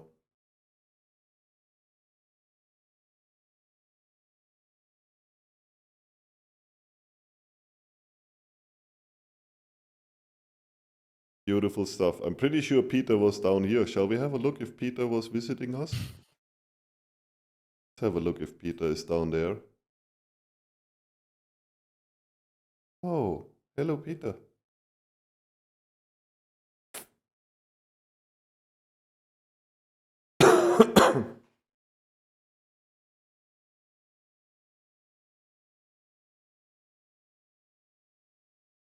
Yeah. So I guess that's enough.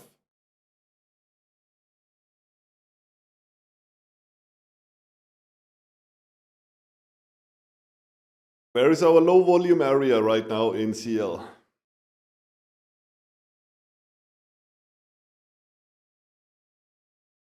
Just above where price stopped. Like by magic, huh? So random, this stuff.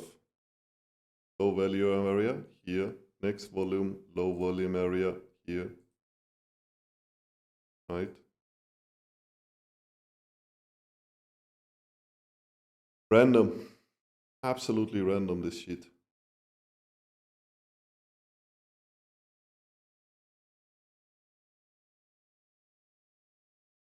Oof. Yeah. Who's I trading think- already volume? What the fuck is wrong with you? Oh my god. Like,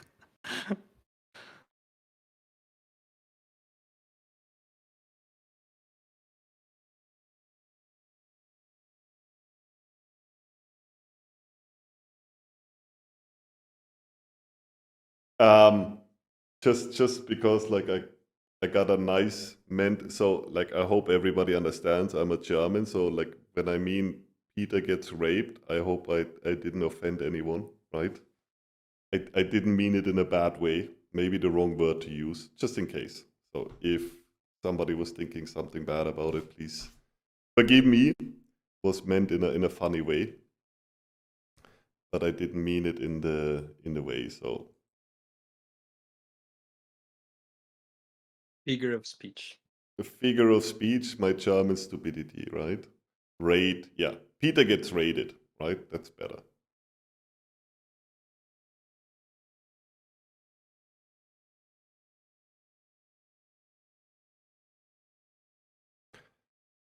So, okay. As usual, raked. What is raked? I don't even know. Cancel M7, get it on Raked. Twitter. So do me a favor, please.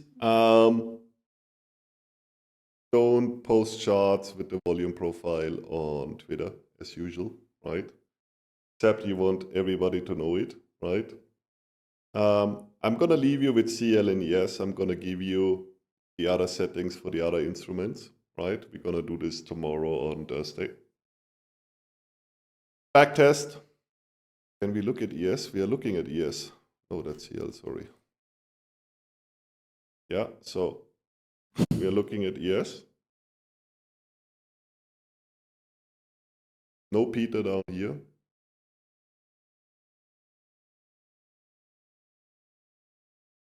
So what we should look at CL right now? ES. Sorry.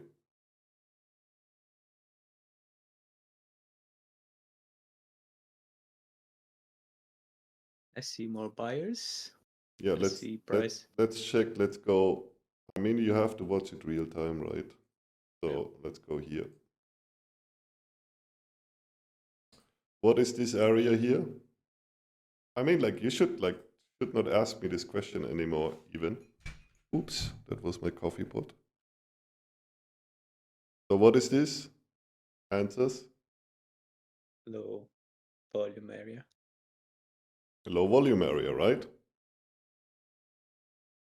So we are right now in a low volume area, right? What is happening? We go exactly to the top of the volume area. What we are expecting, two options, either we go into the high density area or we drop from here, right? Didn't we just discuss this all? I think we went over today, right?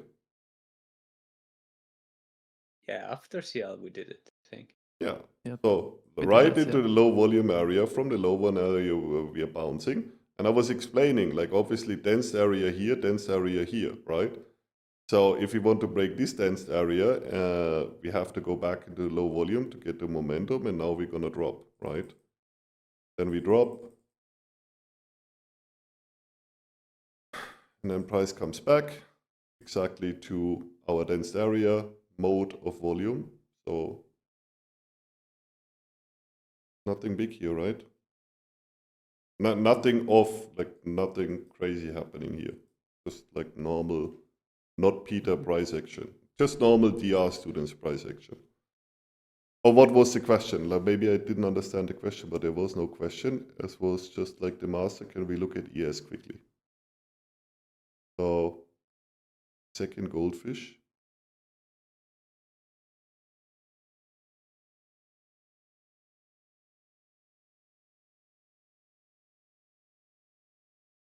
Well, obviously, the data you could check. Like, let's have a look at the data together. That's the last exercise. Holy shit, it's 3.5 hours. Let's go ES, RDR data, remove news days, Monday, short. Why 11 select the data even before looking at the data? You know, where is price? Is Yeah, price but just now, first of all, Like, if you look at everything, like we have the 50% line of the DR here, right? Price comes from the upper, like we didn't crack here, stays here, closes below. Now we see the retracement. 50% is here. We have the low volume area over here, right? Let's see what else we have. Let's look at this higher time frame imbalance here. Look at the range limiters here, right? And let's look at weekly.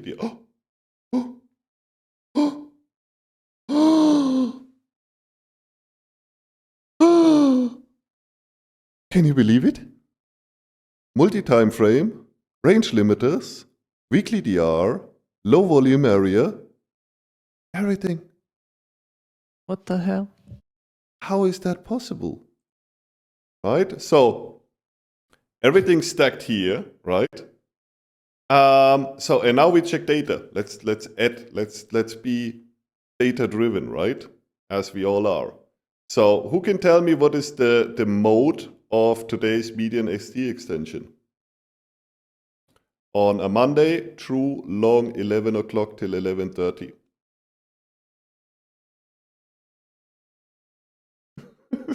Twist you.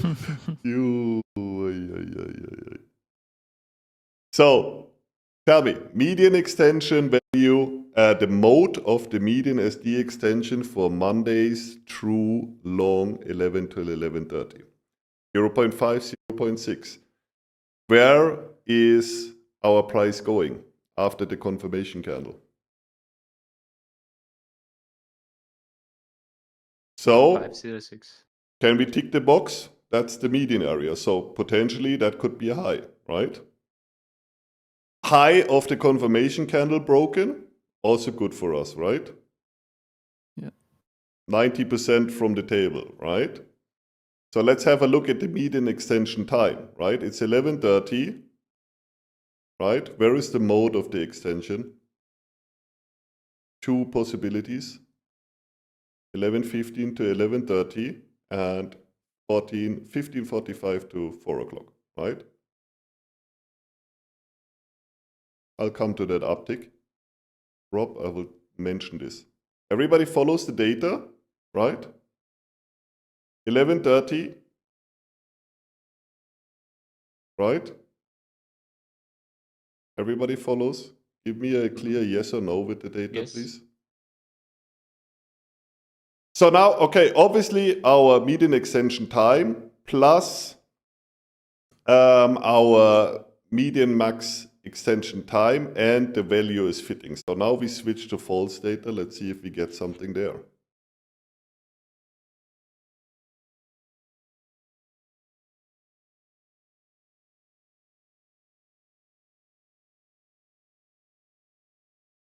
So what are the false data saying?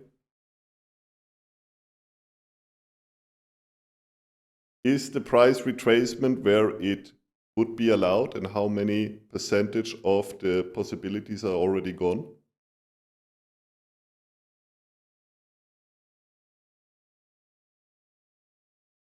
We are using short first bucket for the wick confirmation. No, we are using the confirmation. I'm looking at confirmation data right now, not the wick confirmation. 0.6, 0.6. So that's fitting. Let's have a look at the time. When we look at the false data, is the time in check?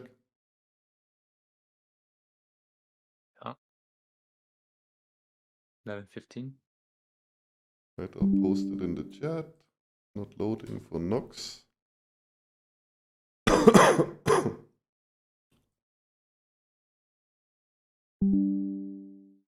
So, okay, so that's confirming, right? Data is confirming it. And now, where is our closing line of the weekly DR, which is not on my chart?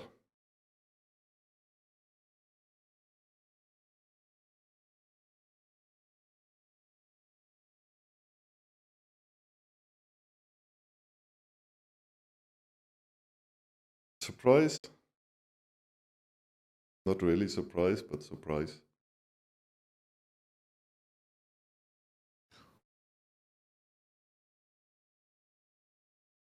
Could consider this to the tick, right? Mm-hmm. Yep. Pretty sure also Peter paid a visit over here. Or Peter. Peter got raided again. No way.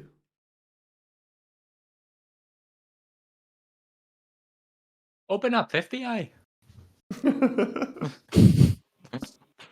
Yeah, guys, now you have to be careful because the SAC, when you're living in the US, like if you continue making this R, the SAC will knock soon.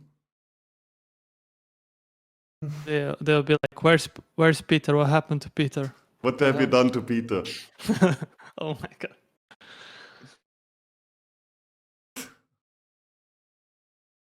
Yeah, there's no limits, yeah.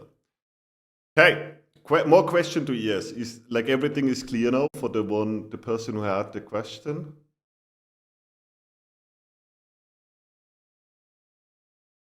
I think it was Texas, Jason. Yeah, Texas Jason, like it's clear now, yes.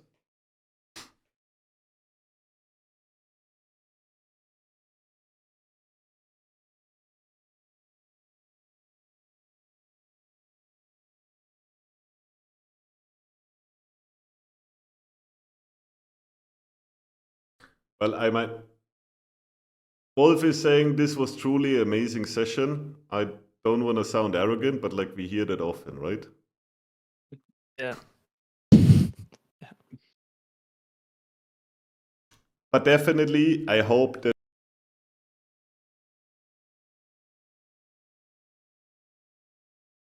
it should give, like really, like now we have really all 3 dimensions which are like updating in real time. So actually we have 4 dimensions in the RDR. We also have our tick grid. You just look at the tick grid, like all what we are talking here, right? Look at tick grid here, right? Divergence here, lower volume area, Peter in the house, closing weekly DR price. What we have seen, higher time frame imbalance above, multi-time frame, range limiter here, right? Look at this, right? What is happening here? Where are we returning? What is tick grid doing? Divergence, right? Here, small divergence again, tick grid, below the range limiter, etc., right? We are now back in a dense area, low volume area here, into the dense area over here. Please do me one favor, right? Use it as I explained it right now, right? I deleted my trip again. My drive. Here it is. So, again, right? Everything together, like every single, well, we came to the same conclusion. We started CL today. Let's rewind the session because it was a lot, right? We came to the same conclusion of trades without volume, right? What volume has done for us, right, is just giving us even more informational value and even more possibilities to understand better before something is happening, right? The trades are not different to what we discussed when I was not talking about volume today's session, right? Conclusions, directional information, all the same. It's a very powerful third dimension to time and price, right? And it's going to open up possibilities even more, right? Do we still need to use drive? No, it's just we use the volume profile. Gonna be fine, Rob. Gonna be fine. I'm expecting some drop in win rate, and that's no problem. 2 weeks, and you will be all aligned, and you will come back to your senses. No worries. Gonna be fine. I'm expecting that. So prove me wrong, guys. We are ready. We are ready. We are ready. Like, I'm ready for some whining in the chat. But volume told me this. Why it's not going down? No. Yeah, motherfucker. Look at everything, please. Yep. No narrow vision. No narrow vision, please. Yeah. Okay, so and now the shocking part, we had 45% of knowledge. Damn it. Next thing to do, now, once Prism is ready, next big step, Prism, learning how to use Prism. And that's gonna be a big one. Once we have this in, we're gonna start front running the books. So right now we are front running the confirmation. Next level is gonna be front running the books. Prism is not a lot of knowledge. Prism is a lot about usability, how you use it, and I would say it's not doing anything in knowledge Prism. Just how to use data and how to drill down in data. Prism is all about drilling down in data, right? So 45%, next knowledge point comes in with front running the box before the box is even starting, right? Knowing where the box will be. Even better. Green Trader says he needs more RAM for his brain. Yeah.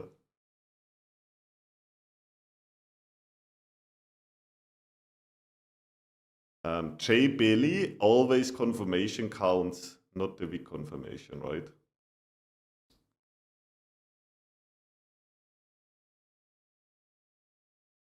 And of course, obviously, when we are at 100%, so the last 3% are gonna be fair value gaps.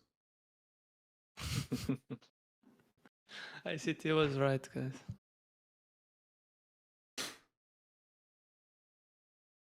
Okay, any questions? But I think it's very clear. Right now it's to start to work with it. Backtest, backtest, backtest, backtest. Complete.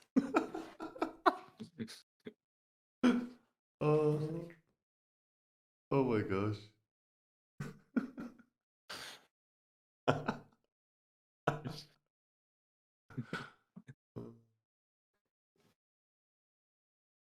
Oh my gosh.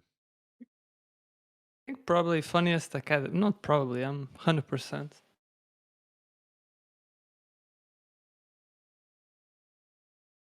Okay, still time, price, volume, right? Confluences, right?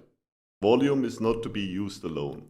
Time is not to be used alone as long you have a monkey trade, right? So everything in mind, I'm gonna let you go. I think 4 hours is enough. 6:30 we are starting, right? I think so too. Yeah.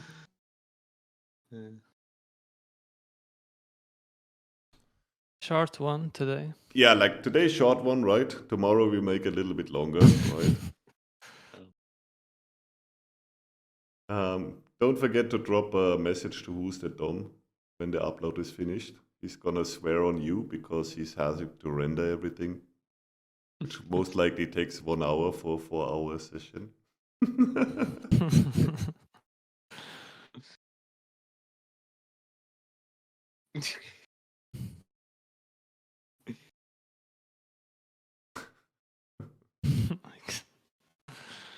Okay, guys, that's it.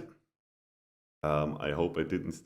TJ, I don't think. I hope the question is not serious. Do I go short or long? That depends on. Do you want to be Peter? I have an answer for you. If you're not Peter, you're not doing anything right now. Thanks for the granola. You're welcome. Okay, so I'm gonna be excited. I'm looking forward to go through metrics, see you guys using it. Pretty sure a lot of you people already checked a little bit, and it's super powerful, and gonna help us a lot again to reduce risk, to improve win rate, right? Hey, have a good one. See you tomorrow. Jay, See you tomorrow, guys. bye-bye, Jay. Bye bye, guys. Bye. Alter D, send an email to Peter, please, for the refund.